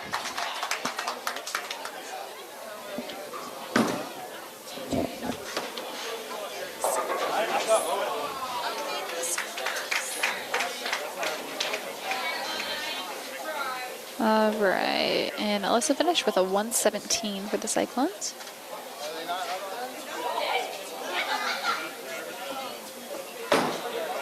Katie Stern up for the Cyclones on lane 3. Gonna get a 6 count there and leave a 2, 4, 5, 8.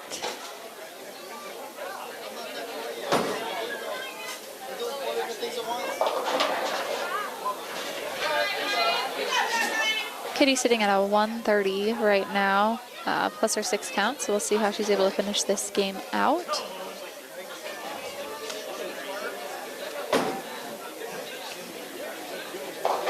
Not able to get that 5 pin out of there, so she's going to finish with a 139 for the Cyclones.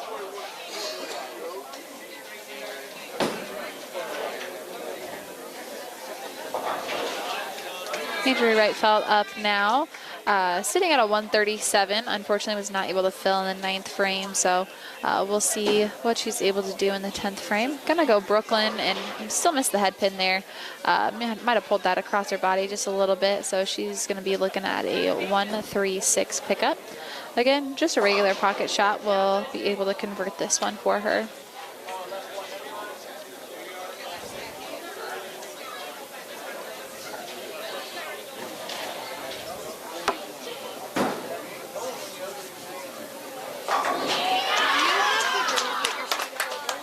It's in there on the clipboard right where TJ's standing.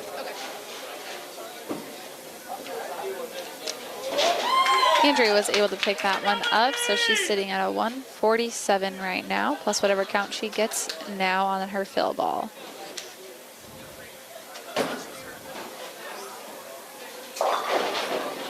Gonna get an 8 count there and finish with a... I can't do math really fast today. It's been a long day.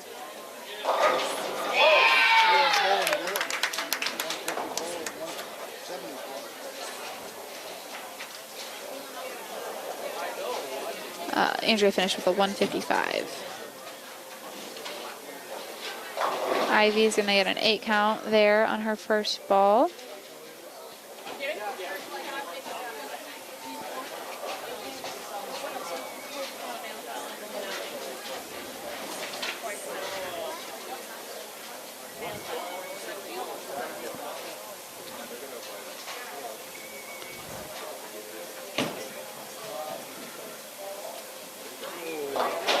Ivy was able to pick that 5-9 up. Kind of a random thing on the Red Oak Varsity girls side. 3 of them had 135 their second game. Don't often see a three-peat there game-wise, so that's kind of fun. Ivy sitting at a 124 right now. And good ball off of her hand. Gonna go a little through the nose. And she's going to end with a 133. Let's see if I mathed right.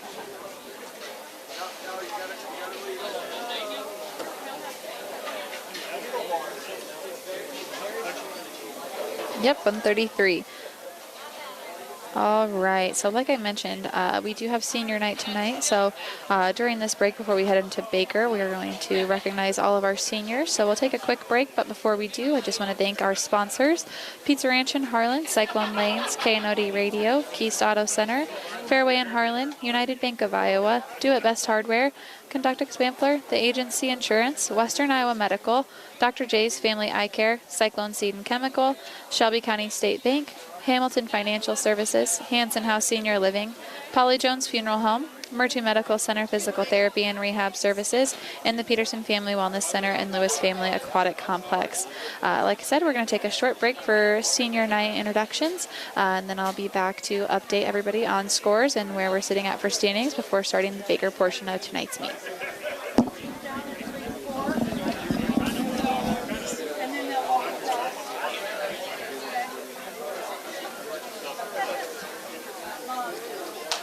At this time, we are going to recognize the seniors and all they've contributed to the Cyclone bowling program. Can I have all of the senior parents and seniors line up alphabetically by last name over by the scoreboard?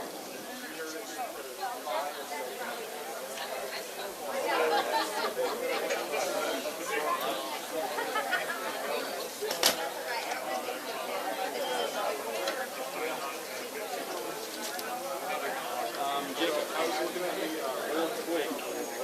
You ended up with 7 closures out of 2 games. You can do a lot better. Your second game was good. And your series tonight, Jacob, a 174. Okay? Not bad. Not bad. And your high game is a 122. And you go to 102, so you're about 20 pins off your high score. Okay? So not bad. That's 2 closures. 2 closed frames, and you got your high score. I wish I got more clothes than last time. Last time I got like 2 or 3. Yep, so just gotta work on it.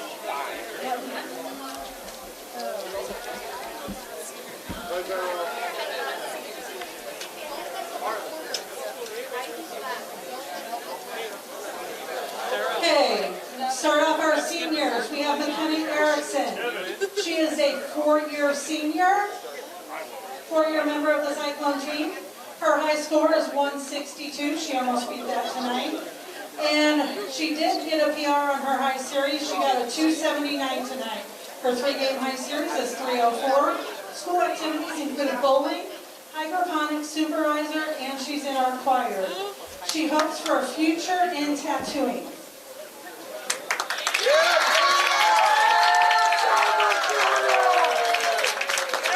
Next we have Alyssa Funky. She is a 3-year member of the Cyclone bowling team.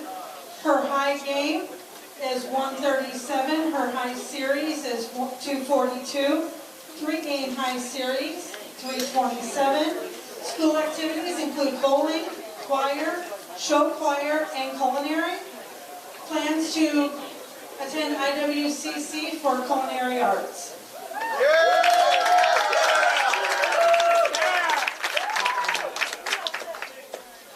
Thomas Kurtz Jr. is a 4-year member of the Cyclone bowling team. He is the manager extraordinaire. He is my right hand. I couldn't do this without him, and he knows that. He is also a bowler as needed. During COVID, the Cyclones were going to have to bowl short, so he stepped up and bowled a 110 with a 197 series. Bowling, football, and tennis are his school activities, and he is going to get his CDL and drive a semi.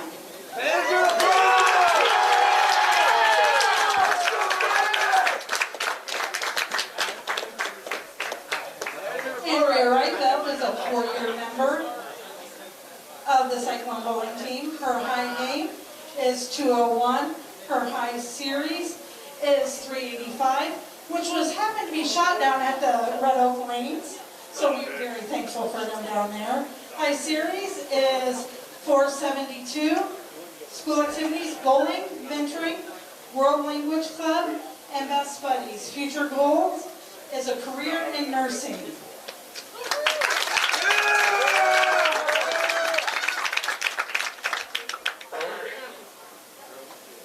Ivy Stevens is a 3-year member. She is a 2-year state qualifier. High game is 213. High series is 338. High 3-game series is a 579. School activities are bowling and soccer. Future goals is to attend a 4-year, seek a 4-year degree and possibly continue bowling.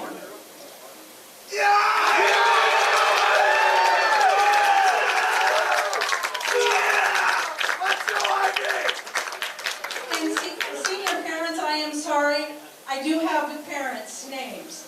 So, McKenna Erickson is daughter of Sandy and Doug Erickson.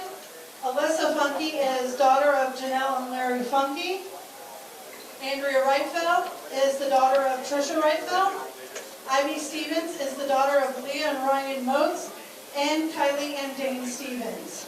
Thomas Kurtz, my manager extraordinaire, is Coach Kurtz, and Chris Kurtz. Thank you very much, senior parents. Sorry I didn't announce when you were heading out.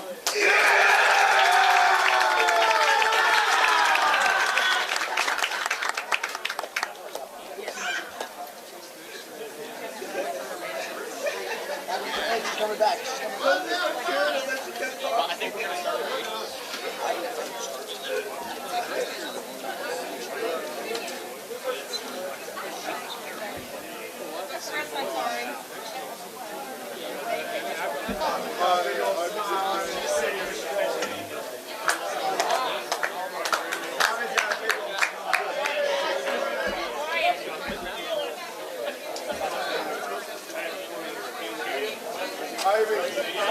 Okay, just while we're getting everything settled, heading into the Baker round, we have the Harlan Cyclones at 1591, the Red Oak Tigers at 1552. For boys, for girls, we have Harlan Cyclones at 1288, and the Tiger Girls at 1409. And the JV Tigers, we have Cyclones at 1013, and the boys at 1364.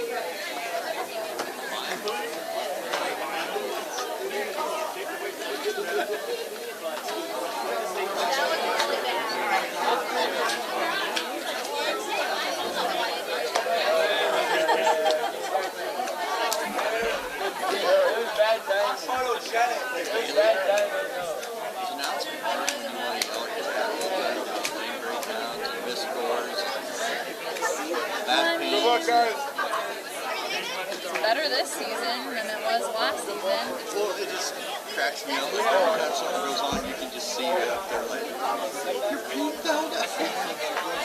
I know, I'm like Like you want to scream at it. So I know.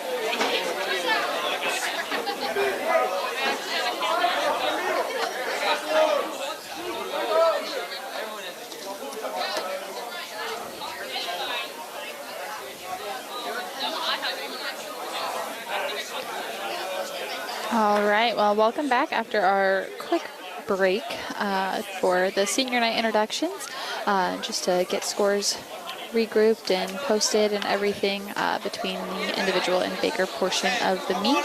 So it looks like we're getting ready to start Baker right about now. They're getting their teams back together, getting lineups announced and everything like that. So we'll take a quick minute to go over the totals from the individual portion. Harlan boys are currently leading over the Red Oak Tigers, 1591 to 1552. So it's going to be a tough, a little bit of a tough Baker portion to make sure they're keeping those pins up. Our Harlan varsity girls are sitting at a 1288 to Red Oak girls 1409. Eric McCauley kicks it off on lane 5 for our varsity boys with a 6 count. And Alyssa Funky is going to be our leadoff for the girls. Just a reminder, if you're not familiar with Baker, it's going to be where it's more of the team portion of the meet. So somebody's going to bowl the first and sixth frame, second and seventh, third and eighth, and so on. Like I said earlier in the meet, you want somebody strong in leadoff. They're the ones that are kind of going to get the team a little bit more hype, bring the energy. So you strategically set your lineup so you have it where the people that are a little bit more energetic but also throwing the ball well are going to be your leadoff. Your strongest bowlers are also going to be your fourth and your fifth spots. We've got Wyatt Swank in the two-man position for our varsity boys. And looks like McKenna Erickson is going to be in our two spot for our varsity girls.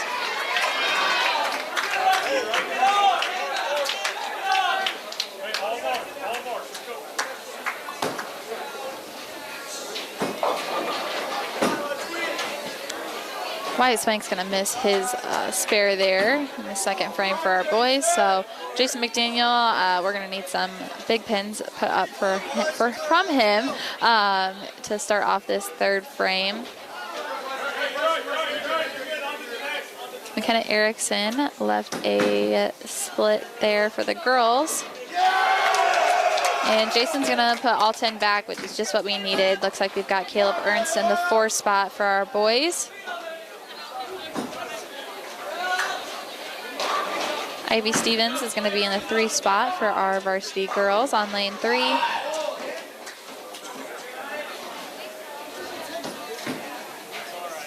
Caleb's ball is going to go through the nose there a little bit, but he's still going to get 9. Ivy was able to get all 10.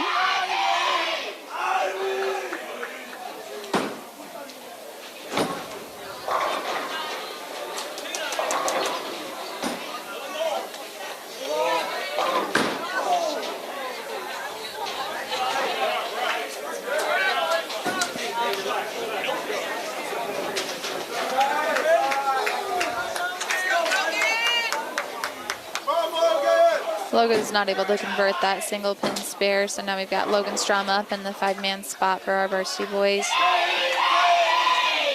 Katie doubles it up for the varsity girls there in the 4 spot. So now we've got Andrea Reitfeld bowling in the 5th position. Logan Strom's going to go a little bit high on that strike there and leave a 6-10.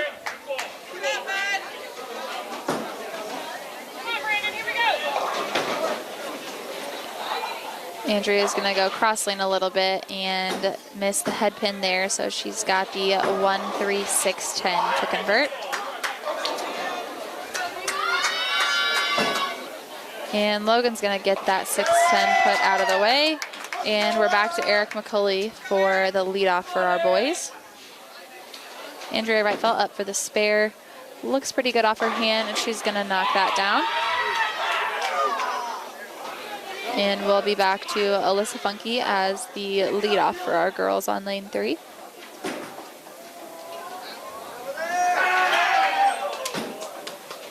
Shot off the hand for Eric is going to go cross lane and leave a 6-10 once again.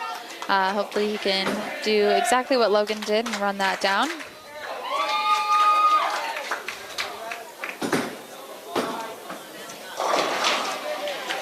Alyssa Funky had a pretty good first ball on lane 3, just leaving the 1-2 there.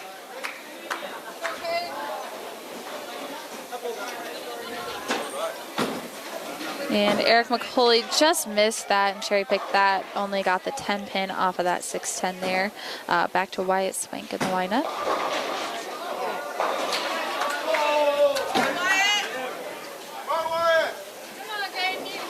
Alyssa Funky is going to miss both pins on her spare in the 6th frame, and we'll be back to McKenna Erickson.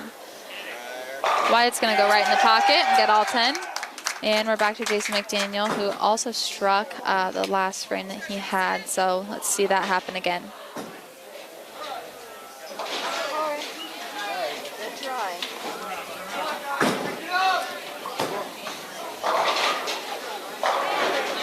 McKenna Erickson with an 8 count on lane 3 for the Cyclones. And Jason McDaniel pulled that a little crossbody on lane 5 there and only chopped off 3 in the back. This looks like he just got the 4, 7, 8 there. But like I mentioned earlier, strike is the next 10 plus the next 2 balls, so he still has time to make up for that, and he did just that. McKenna Erickson gets that 5-8 off of the lane on 3, and we're going to be back to Caleb Ernst on the boys' side on lane 5. Missed a single pin in the 4th frame, so we'll see if he's able to come back and redeem himself with a strike or a spare in the 9th frame to set Logan up for a big 10th frame. 6-10 once again. That's been a popular leave here tonight. A lot of going through the nose. Just can't find that sweet spot on lane 6, or on lane 5, excuse me.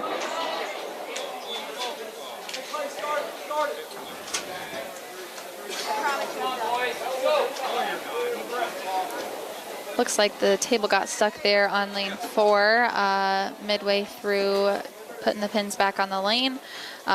Usually means that a pin somehow got in the table, so Joe's gonna have to turn the lane off and dig that out really fast. Caleb also was only able to get 1 pin there on on frame 9, so we'll see what Logan's able to do here.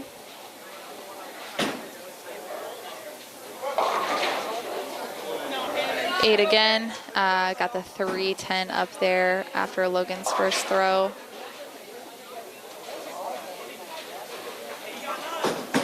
Doesn't look like my dad was quite able to get the table to come back down on 4. Not sure what happened there. So girls are going to be taking a quick break there on lane 4.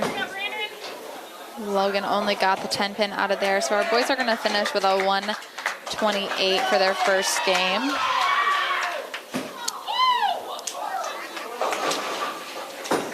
And Ivy was able to convert her spare there in the 8th frame for our girls. Here you go, Deb. Come on, Dylan.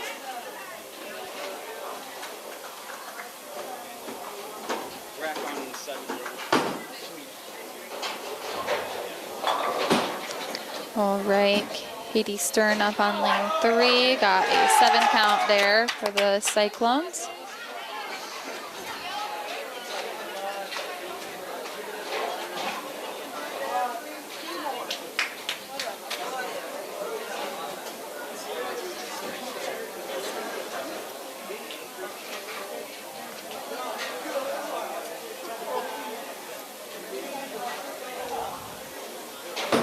Right, Katie just threw her spare ball on lane 3.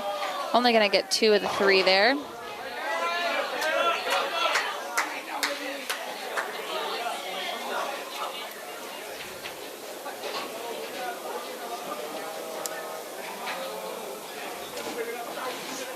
on, Deb, you got it. Pick it up.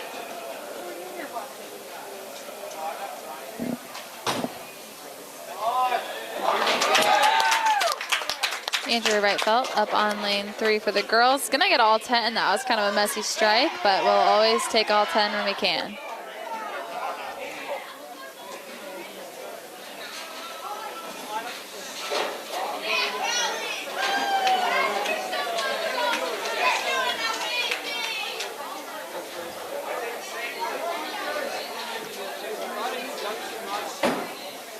Andrea Wright-Felt up for the girls again. Got all 10 again. Doubled up in the 10th. Has the opportunity to get 1 more.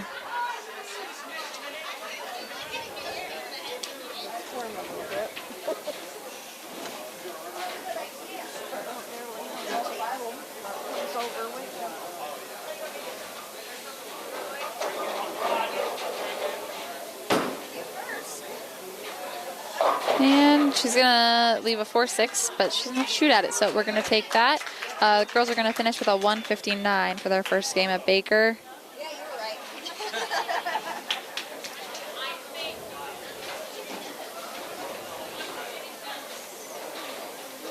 Unfortunately, 4 is still down. Not sure if we're gonna have to move the Red Oak girls to another lane to finish this game or what we're gonna be able to do here. Varsity boys are going to get underway with their second game in Baker.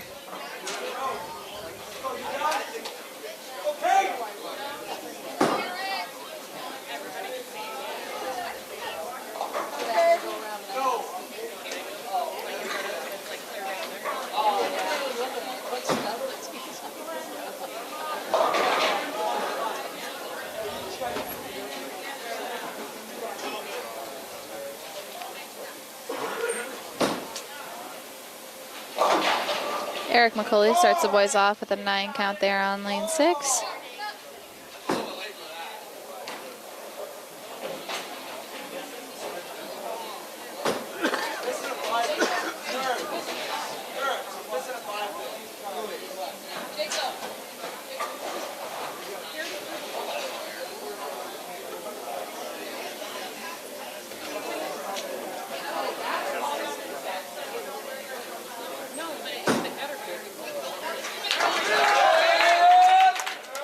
Eric McCulley able to run down that spare there on lane 6, so we've got Wyatt Swank up in the 2 spot again.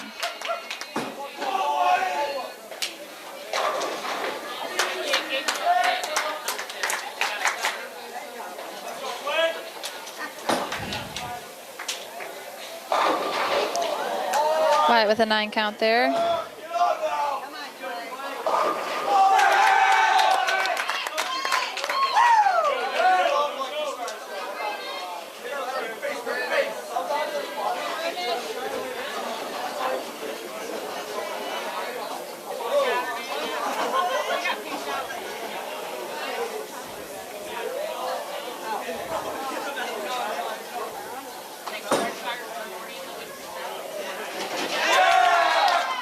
Wyatt Swank able to run down that 4-pin there on lane 6 for the boys.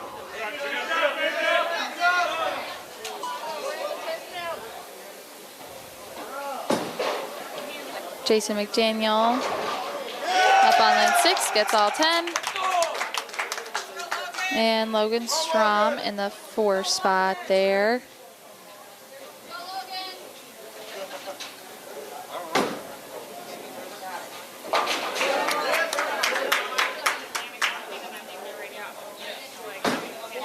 Logan's ball looks good. Gonna get all 10 there.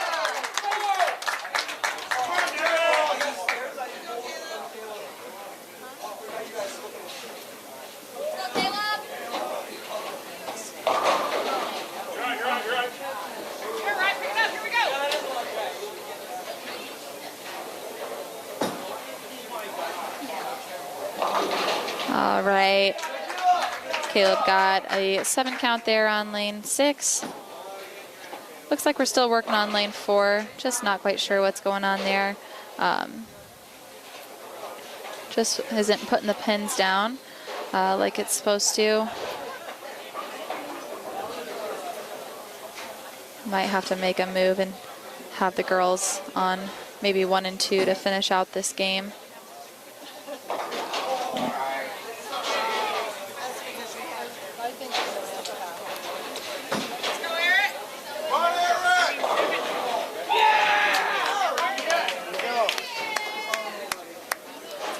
Looks like Joe just said we're going to have to move our varsity girls over to lanes 1 and 2 to finish out the day.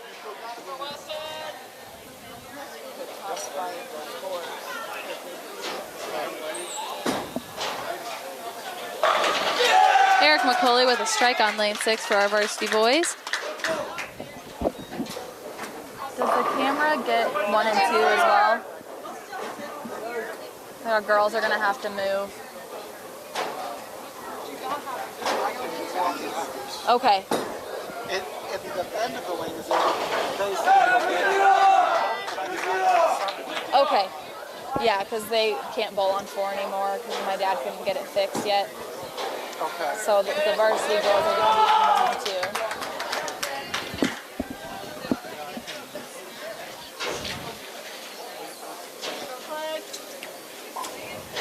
2. All right, Wyatt Swank up for the spare on 6. Gonna run that down. Nice game for our boys up there on lane 6. Okay. Our varsity girls are going to be moving to lanes 1 and 2. Unfortunately, we just weren't able to get lane 4 fixed there, so we apologize for the delay in the meet on the girls' side. It's one thing after another. I do feel bad when I can't help run down on those lane calls for my parents, but they've somewhat got it under control. Sometimes it just feels, with lane problems, when it rains, it pours. So we'll continue up with the varsity girls on lanes 1 and 2. Red Oak still needs to finish their first varsity game for the Bakers portion. Jason McDaniel with the spare coverage and Logan Strom up for the 9th frame for the Cyclones.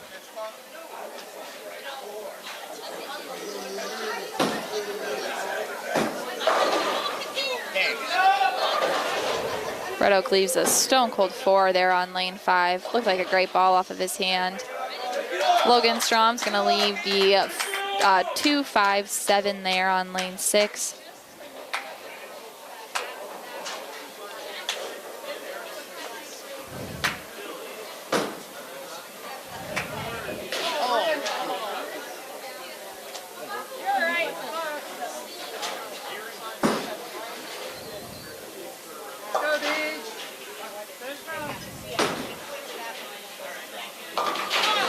Logan able to get 2 out of that leave on 6. Still a good game going for the Cyclones. Would be huge for Caleb to get at least the first one here in the 10th frame. Lane 6 has been his strong lane. Just struck on that during individual games, especially during the second game. I don't think he missed on lane 6.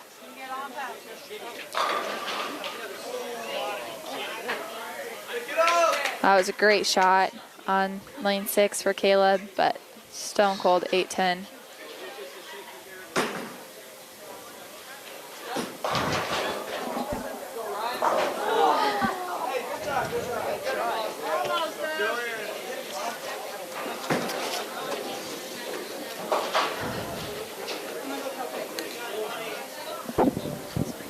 Caleb, yell at Jake before he comes back.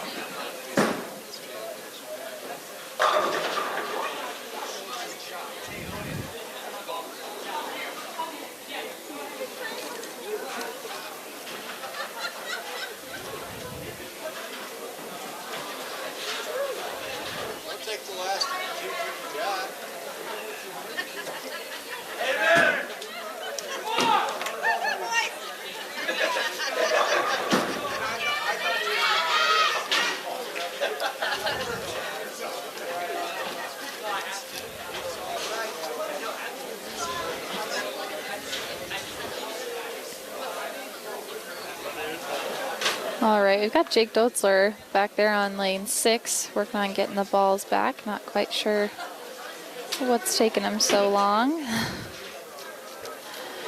Like I said, when it rains, it pours. So unfortunately, this is putting us back a little bit, but we appreciate the hard work, by my dad and Jake working on these lanes. It's always tough, but it always seems to all happen at once. During these meets, one thing goes wrong, it tends to just keep happening, unfortunately.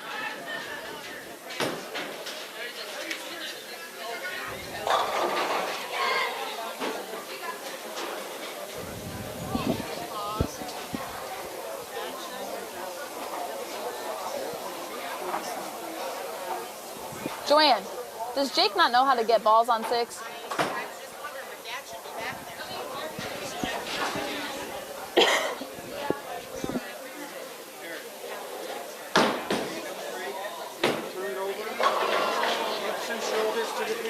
All right, Red Oak Varsity girls in their 9th frame for their first game.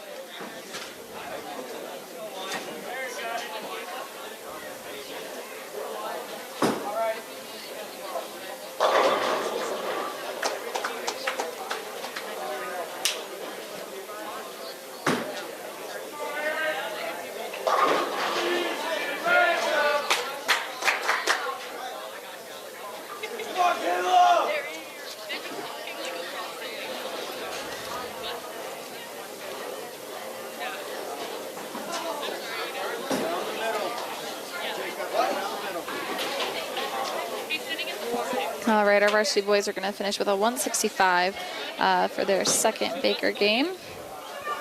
Red Oak finished with a 155.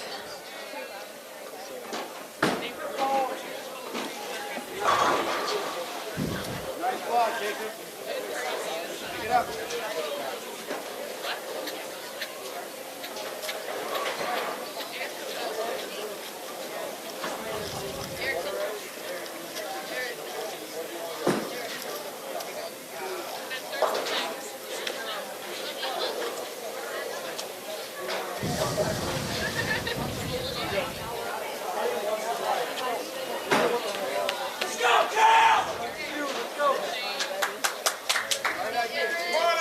All right, Eric McCulley up for the boys going into their third Baker game here on lane 5. Depends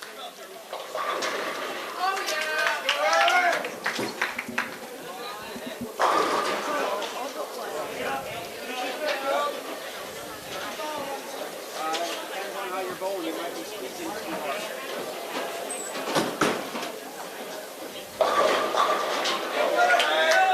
Gonna get a nice 9 count. Again, kind of went through the nose there, just left 6 pin.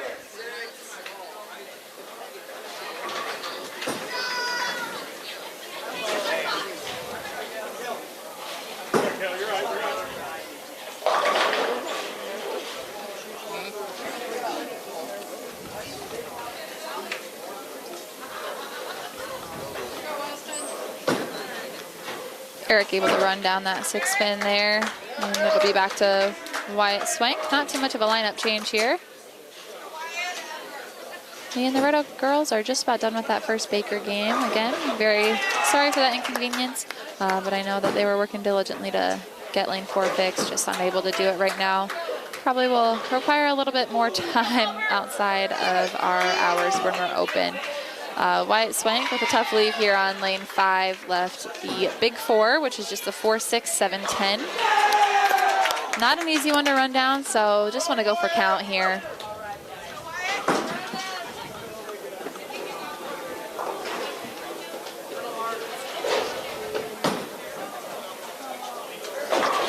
And Wyatt's not able to get any of those there, so it'll be Caleb in the 3 spot now.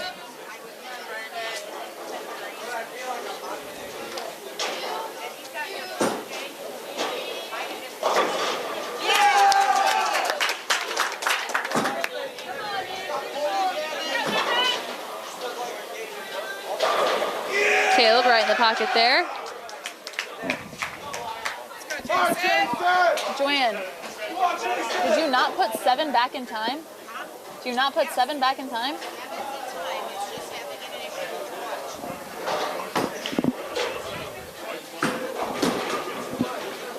Jason McDaniel, nice shot. Went Brooklyn, missed the head pin a little bit there. Just has the 1, 3, 6 to run down on his second ball. Harlan varsity girls and the Red Oak varsity girls have started their second game now. Tough lead by Red Oak there on lane 1. They've got a 3, 7, 8, 10. Kind of a weird one there. Jason looks like he's going to run down that count there on lane 5. And then we've got Logan Strawn back. Logan Strawn back in the 5-man spot.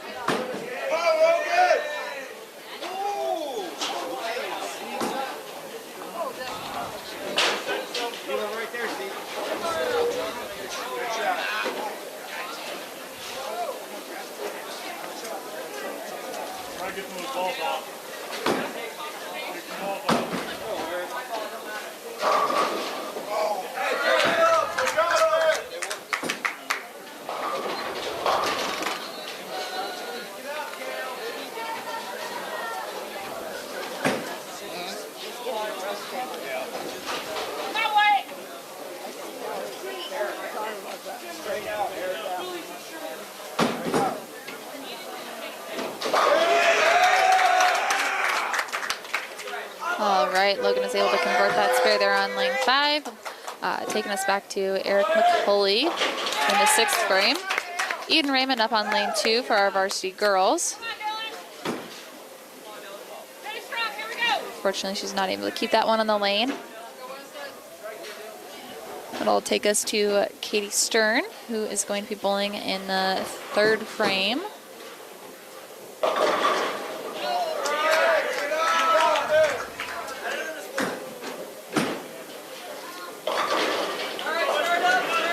McCulley with an 8 count on lane 5.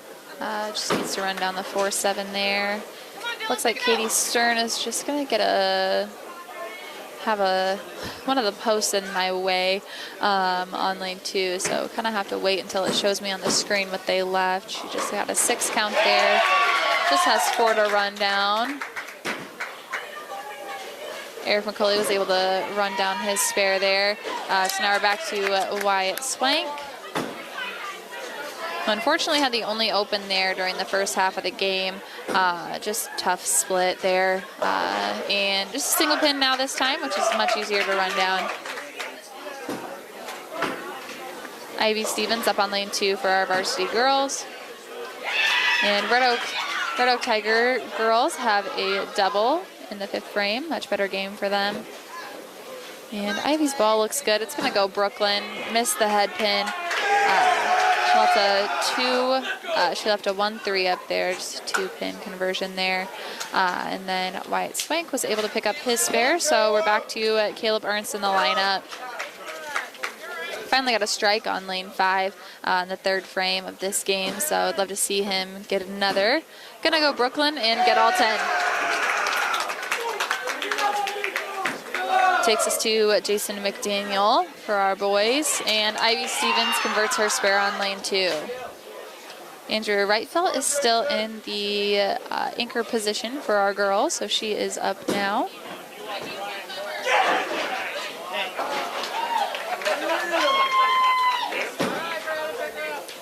Jason McDaniel is going to go Brooklyn and get all 10.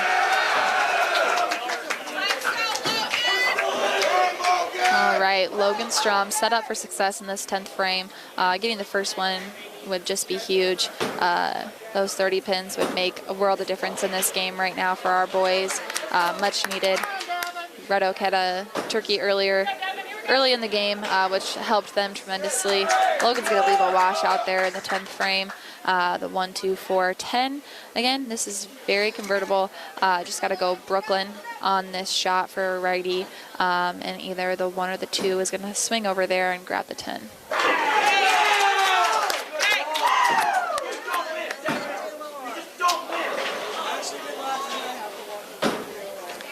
And Logan's just going to get 2 out of there. Boys are going to finish with a 170 that game.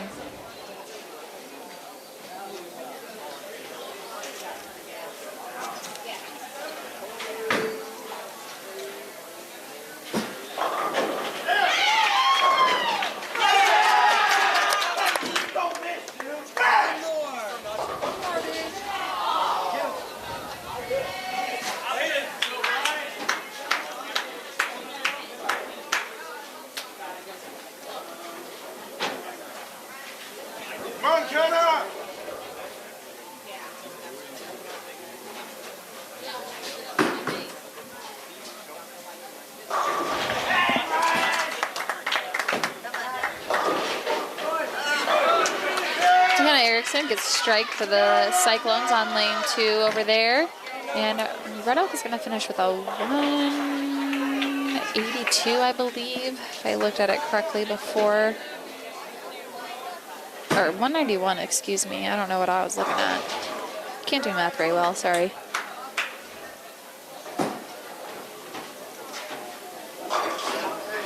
All right, we've got Eden Raymond back up for our varsity girls on lane 2. Coming off of a pretty good run for our Cyclone girls. That strike in the 6th frame was huge. And now Eden is going to go up for the 7th frame.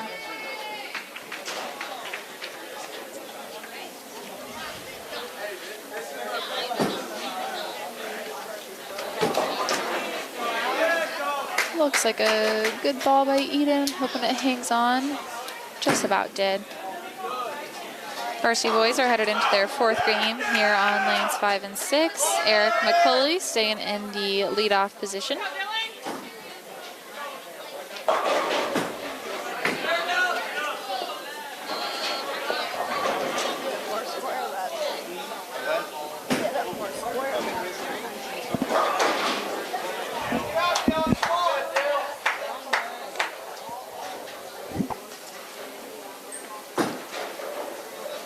Eric McCauley is going to go through the nose there and leave a 410.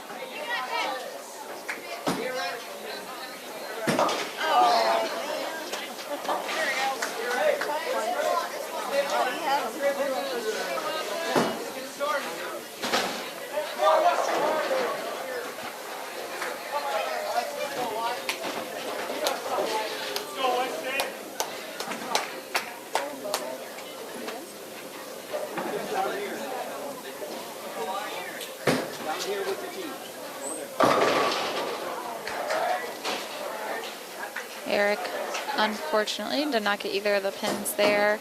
Eden Raymond throwing her second shot on lane 2 there. Gonna get some count, got a 6 count there.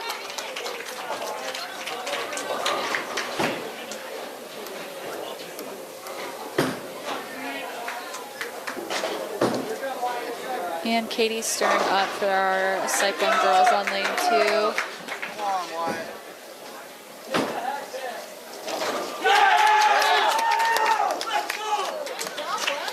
Katie got a nice 9 count there, just left a 7 pin.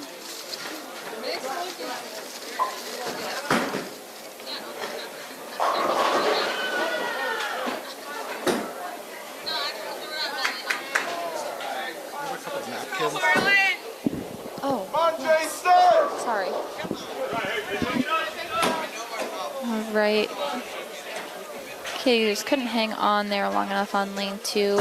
This is the 7 pin. So now we've got Ivy Stevens up to start the 9th frame. Jason McDaniel could really use all 10 here to get the boys going. And he does just that. Logan Strom in the 4 spot now.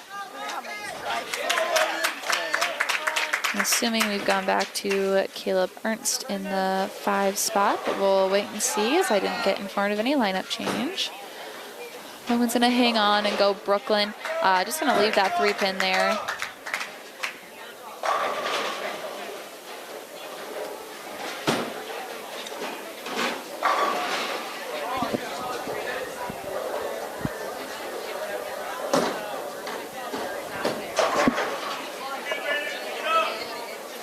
Ivy Stevens misses that 10 pin for our girls on lane 2. And Logan runs down that 3 pin. My prediction was correct. We do have Caleb Ernst back in the 5-man spot. Could really use another 10 back now. Game was off to a rough start there with 2 opens. Caleb's ball didn't quite come up like he had imagined it would. Missed the head pin to the right there. Left a 1, 2, 4. And then we've got Andrea Reitfeld up on lane 2 for our girls in the 5 slot. She left a 10 pin. Looks like she's going to convert it, and she was able to do that.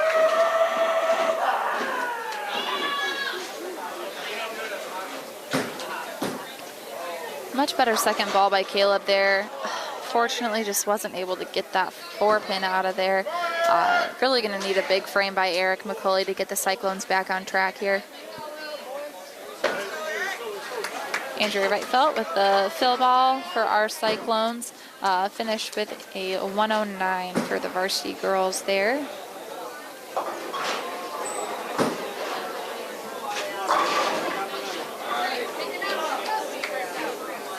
Red Oak varsity girls finished with a 163 there. They also had a 138 their first game. Not sure if I was able to catch that or not.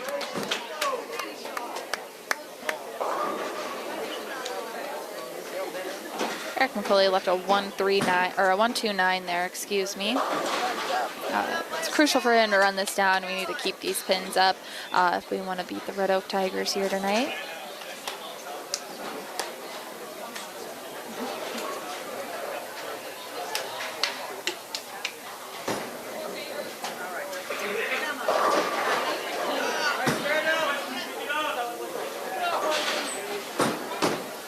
Eric's ball looks a lot better. He's able to convert that. All right, now we really need all 10 from Wyatt here in the 7th frame.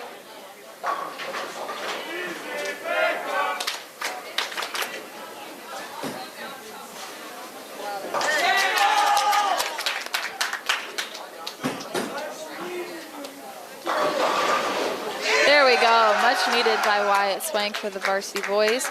Jason McDaniel follows. He was able to put all 10 back the last time, so it would be great to double up here.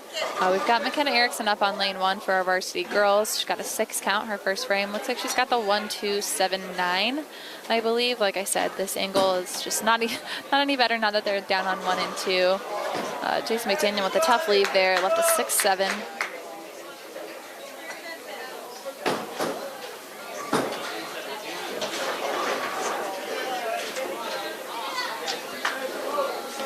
Eden Raymond will be up on lane 1 here soon for our varsity girls.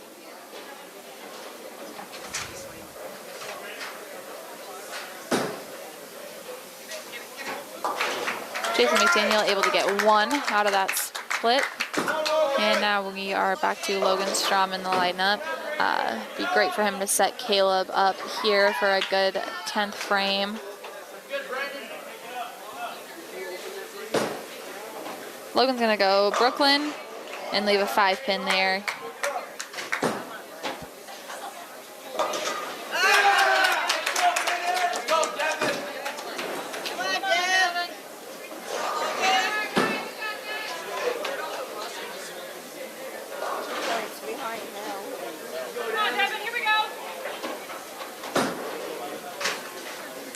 Logan runs that 5-pin down. Still sets Caleb up for a great position in the 10th frame. The first strike here would be huge. We're unfortunately losing pins left and right here as Red Oak gets in their groove during Baker.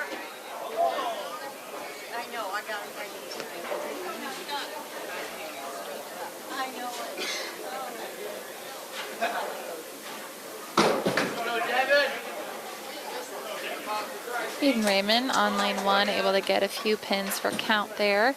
And Caleb's ball's a little outside, isn't going to get to the head pin. Leaves a 1-2-7 there. A high strike shot would be able to take this out.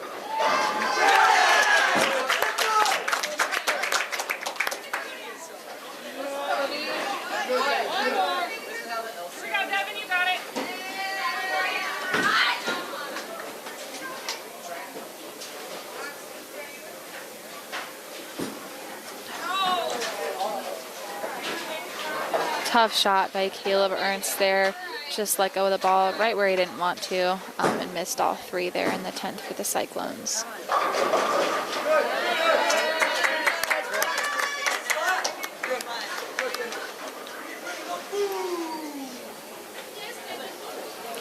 Only a 133 there for the Cyclones in that 4th game for our varsity boys. We've got Katie Stern up on lane 1 for our varsity girls. Gonna go Brooklyn, but she's gonna get all 10.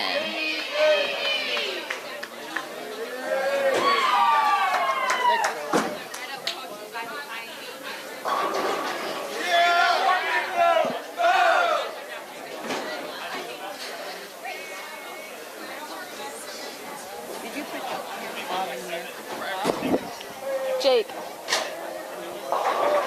can you take this to Thomas and get me updated scores? I can't, Thomas Kurtz in the dark. Yeah, I can't read that when it's up there for less than 5 seconds.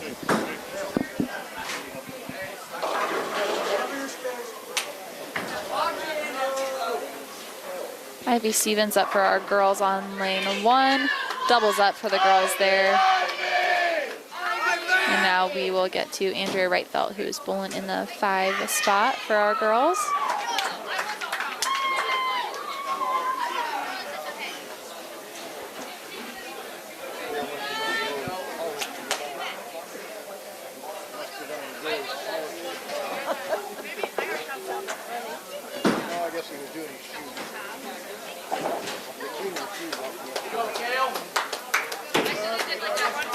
All right. Our varsity boys here on lanes 5 and 6 are heading into their 5th and final game of Baker tonight. This is going to be a very big game. We unfortunately lost quite a few pins the last couple games for Baker, which might have taken us out of the lead for this meet.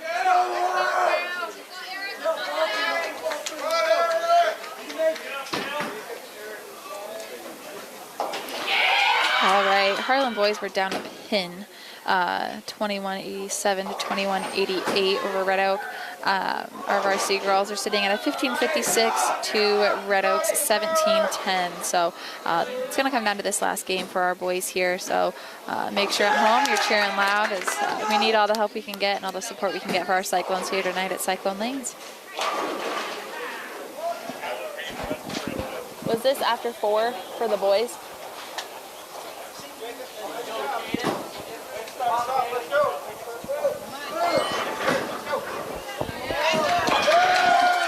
All right, Eric McCulley runs down that single pin spare there in the first frame.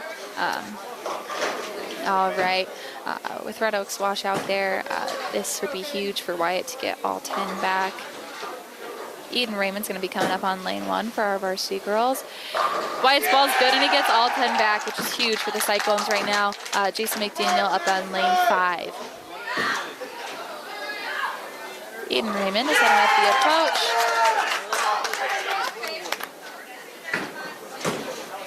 Jason McDaniel needs to hold on there. That was kind of a weird trip there, left the head pin, so let's see him run this down. Cyclones need all the pins they can get right now. Eden Raymond gets an 8 count there on lane 1 for the Cyclone girls. She's going to go up and shoot for the spare here momentarily.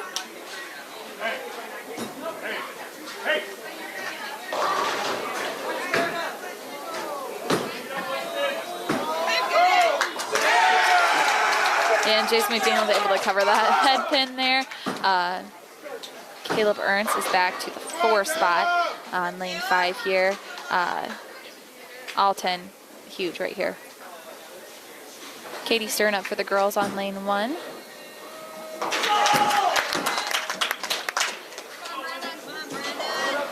Good shot by Caleb. Needs to hold a little bit. He's going to leave a 4-6-7 there. Katie Stern left a 2 pin on lane 1.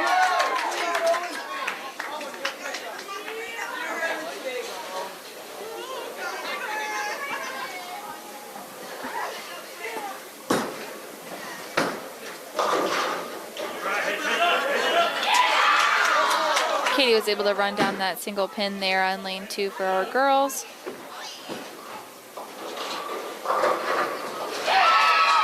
Caleb only able to get 1 out of that spare now. Logan Strong in the 5th frame here now. And we've got Ivy Stevens up on lane 1 for the 9th frame for our girls here. All 10 for Ivy there. Sets Andrea Reitfeld up in a great position for the 10th frame. Logan holds on to that ball a little too long, but it goes Brooklyn. Now we've got Eric McCulley going off that into the 6th frame. Again, doubling up here would be just huge for our boys. Truly need that right now.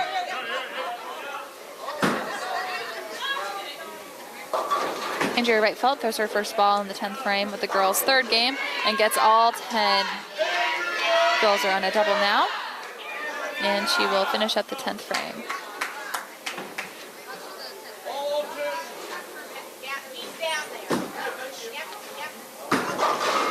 Eric McCulley goes Brooklyn there and unfortunately misses the head pin. Looks like he pulled that ball a little across his body.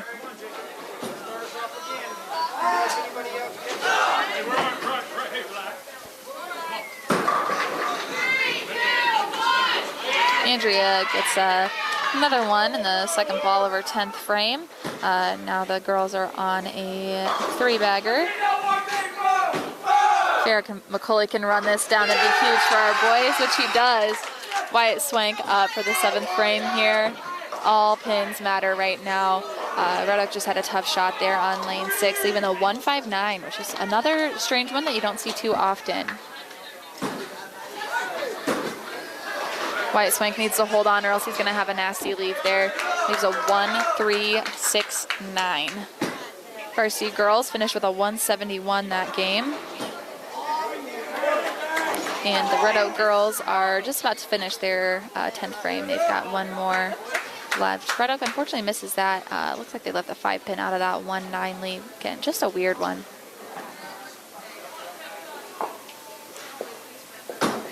Wyatt Swank looks like he's going to get this the hard way.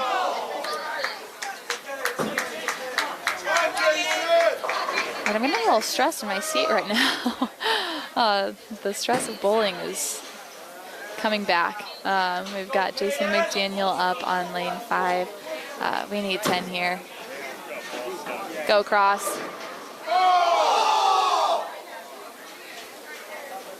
Leaves a 10 pin there. That would have been huge to have all 10 there.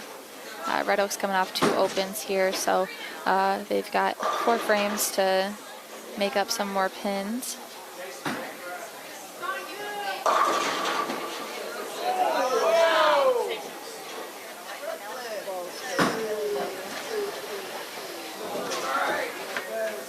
Jason misses that 10 pin, but hopefully we're able to regroup. Got Caleb Ernst up on lane 5. Come on, Caleb!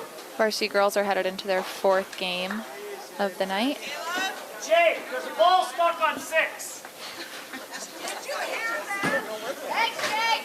Thanks, Jake.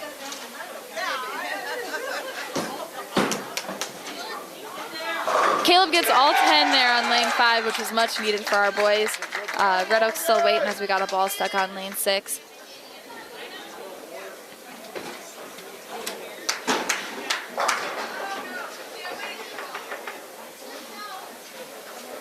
All right, big breath by Logan before he steps up for the shot here on lane 5.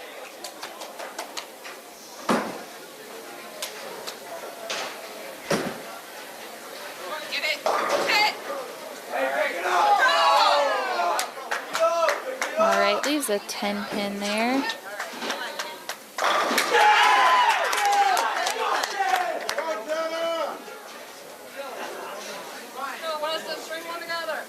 McKenna Erickson up on lane 2 for the first ball of the 4th game for our Cyclone girls. And she gets all 10. And Logan runs down that 10 pin, which is much needed. Hopefully they'll kind of take a breath here and pause.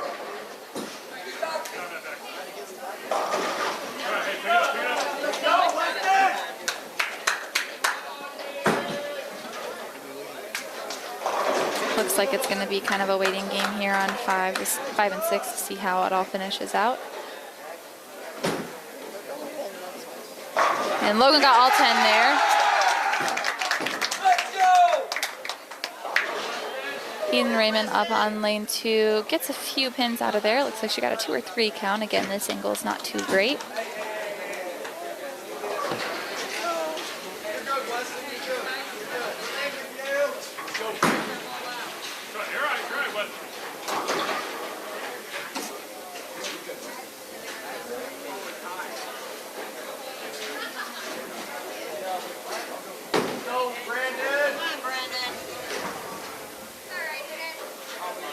Eden Raymond not able to get any count on that second ball of the 2nd frame. Now it'll be Katie Stern.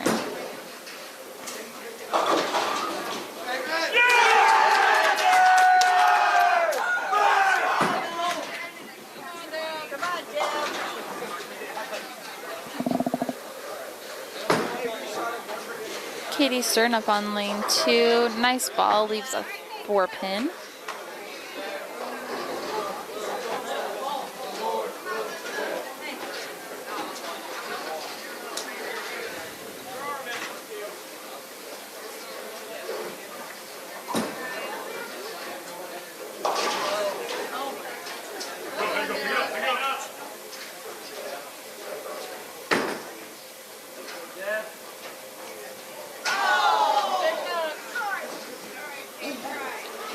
Katie unfortunately misses that single pin spare on lane 2, and now we've got Ivy Stevens in the 4 spot. Boys' side of this is going to come down to this ball right here.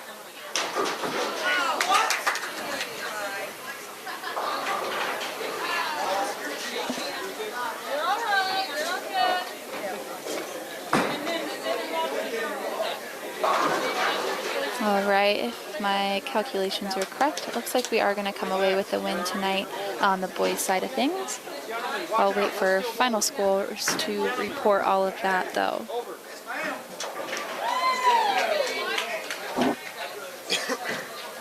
Get your wife. All right. We're keeping our hair. Harlan boys finished with a 23-46 to Red Oaks 23-33. So congratulations to our Harlan boys on their win against Red Oak tonight. Now we will just focus on our girls here over on lanes 1 and 2. Jonathan, can we move the camera, just turn it just to be on the girls now that the boys are done? Okay, thank you. All right, we're going to have our cameraman move over so we just can focus on the girls now since we haven't been able to see much of them since they had to move lanes due to a breakdown on lane 4. So we've got Andrea Reitfeld shooting at a 5-pin in the 5th frame of their 4th game. So just a game and a half to go for our Cyclone girls here tonight.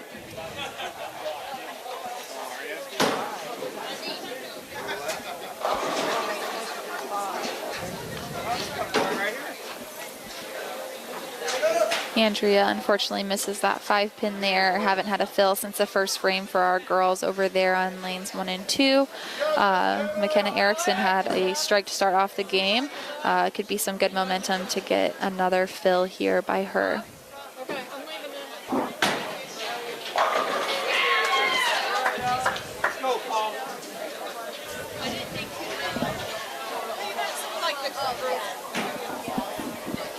Jake,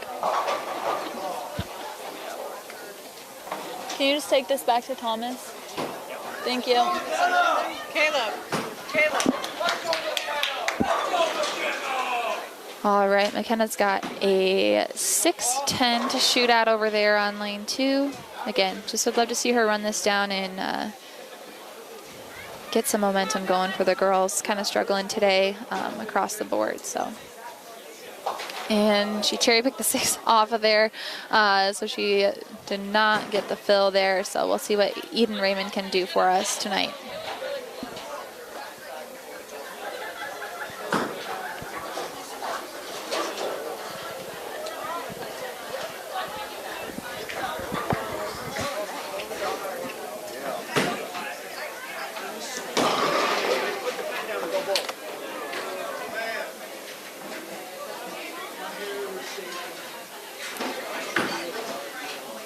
All right, Eden Raymond unfortunately unable to get count there on the first ball of her of the 7th frame.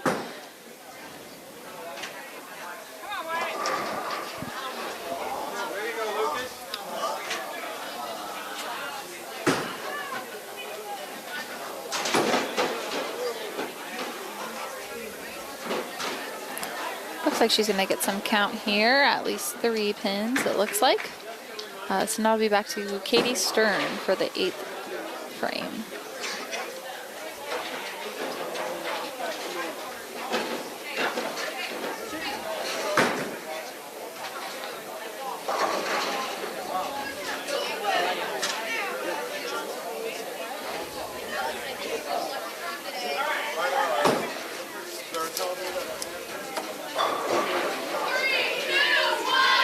Katie was able to walk away after getting all 10, which was much needed for our girls.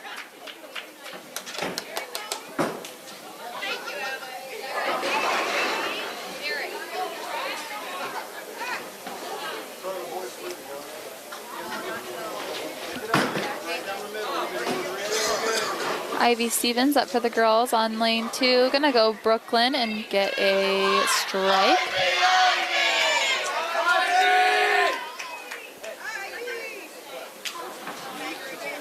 All right, Andrea Wright fell up, looking to make that a 3-bagger for the girls here tonight.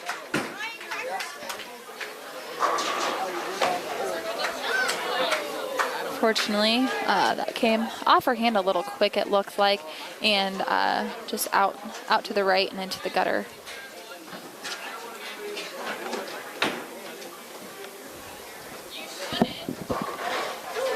Ivy. Score fix on 2. She didn't get a pin.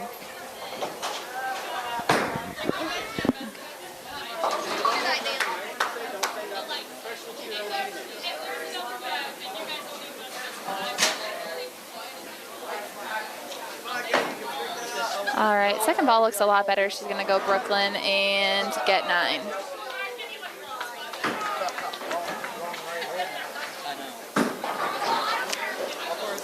All right, as our girls finish up their fourth Baker game, we'll just thank our sponsors really quick.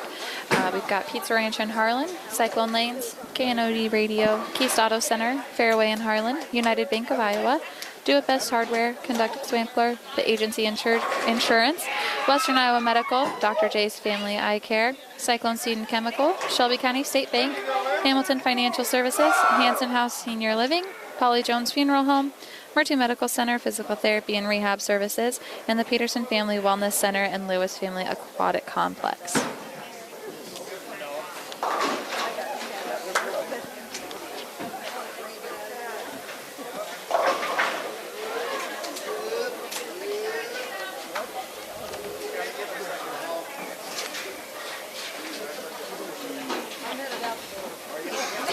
All right, our girls finished with a 102 that game.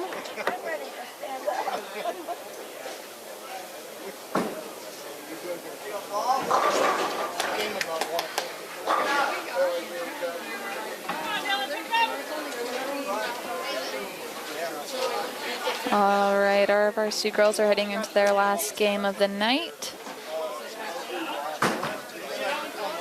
Kenna Erickson as our lead off again. Red Oak girls finished with a 111 that game.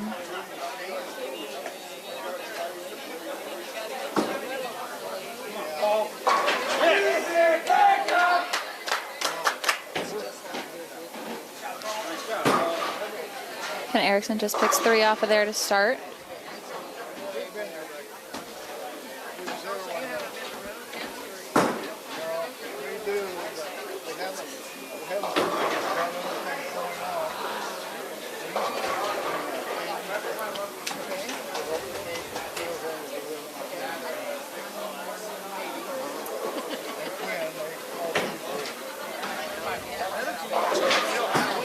All right, McKenna wasn't able to pick her spare up, ended with an 8 count for that frame. Now we have Eden Raymond.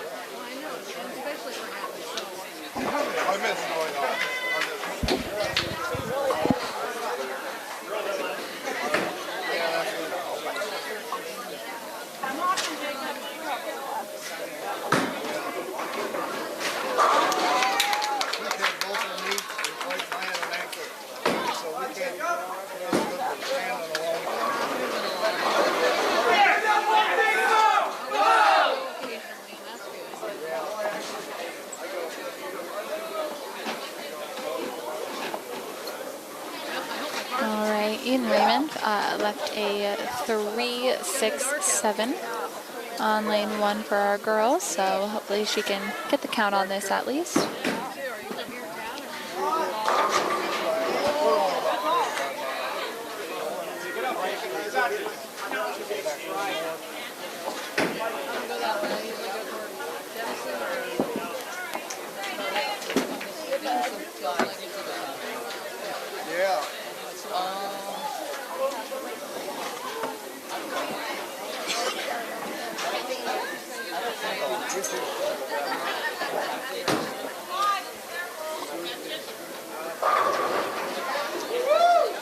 Katie Stern up for the varsity girls on lane 1.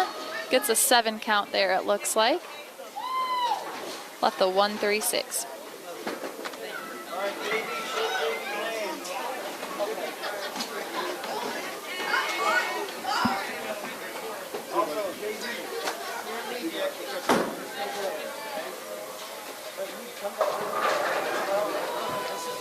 All right, on the JV boys side of things, Red Oak Junior Varsity boys are going to come away with a win with a 1994 to Harlan JV's 1536. So congratulations to the Red Oak boys JV on their win tonight over Harlan.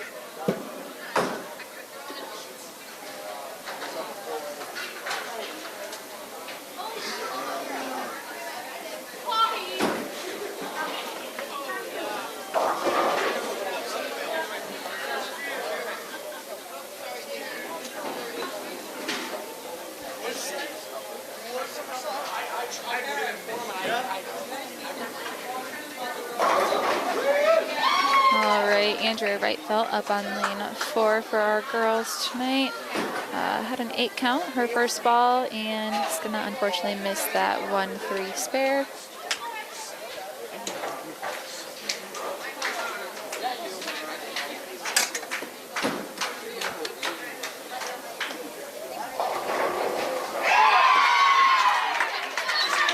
Ivy Stevens is now in the 5 spot for our varsity girls.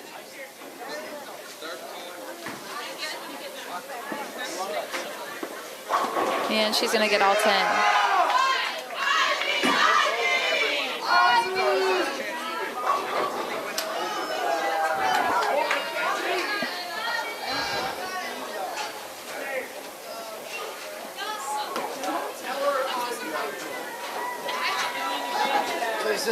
Kenna Erickson gets the girls going for the second half of their final game tonight. And looks okay off her hand, and she's going to get all 10.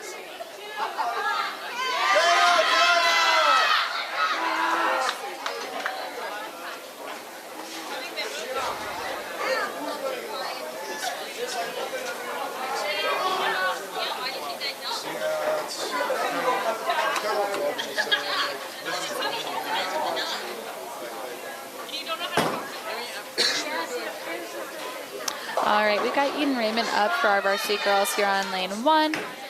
Looks like a pretty good ball off her hand, hoping it holds on through the middle. And she's going to get a 6 count there and leave the 1-3-6-10.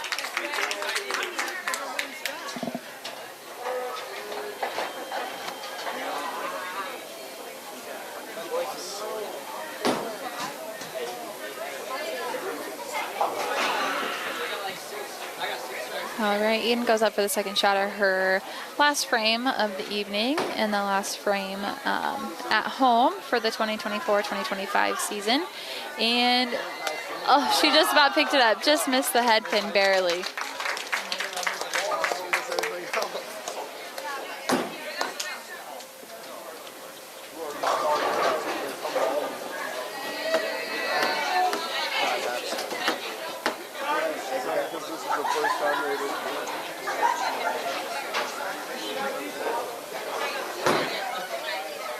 Katie Stern up for the girls. She's going to get a 9 count and leave a 10 pin up there on lane 1.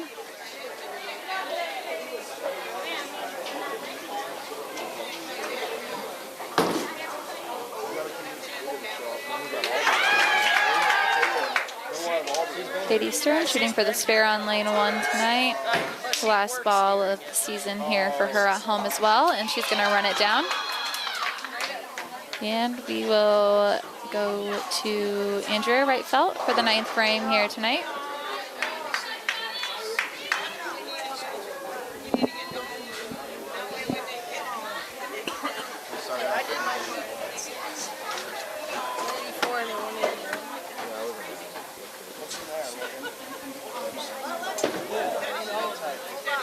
Cheese balls and corn. I gotta see about the coach before I leave though, so. Andrea Wrightfelt ends her night with a strike for the Cyclones, which takes us to Ivy Stevens for the last frame of the night and the last home frame that she will bowl.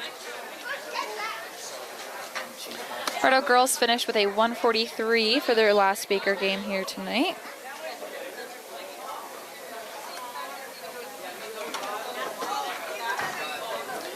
Looks like a nice ball off of Ivy's hand, and she's going to leave a lily for her last shot at home ever, which is just a 5-7-10.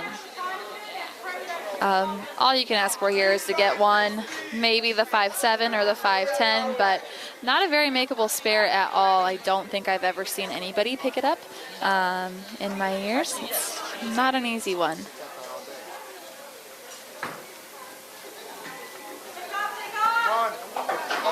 Got the 5 pin out of there. And our girls are going to finish with a, no, I can't math that fast. Are you kidding me? 120 something. No way they got over 130. Or just kidding. 141 for our Harlan varsity girls for the last game of the night. All right. And the Red Oak varsity girls are going to walk away with a win tonight with a 21-03 over the Harlan Cyclones, who finished with a 19-70 tonight. So thank you again for tuning in. It's been a pleasure announcing these meets this year. Only had 3 home ones, but you know what? That's pretty good. So it was fun announcing these, and thank you for tuning in. Thank you to Cyclone Lanes for hosting all of our home meets and giving a home to our high school team. Also want to thank HMU for getting out here and setting all this up for us. It's been a pleasure, and hopefully everybody had fun watching these meets. I know I did, so have a good night.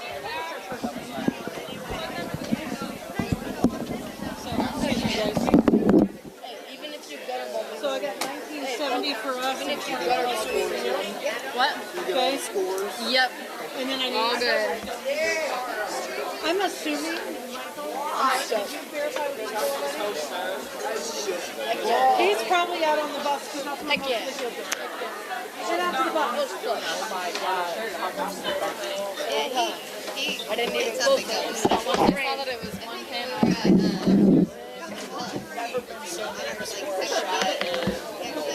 Especially once I left that team. The boys were like, oh yeah, we have everyone. And we walked out, we're like, He was mad. His face was red. Like, he didn't even shake him. Thank you. And sorry, I hit about no, we didn't know, like, it was just last minute kind of boost. yeah. No, and I get that, and I'm all for like teams These are our first dual wins. We only beat Kemp Absolutely, and I did let them know, so in a tournament. Oh yeah, we beat Lemons. almost lost their chance to Yeah, we qualify barely beat for Lemons. state because they were doing that. 2 years ago, one of the other schools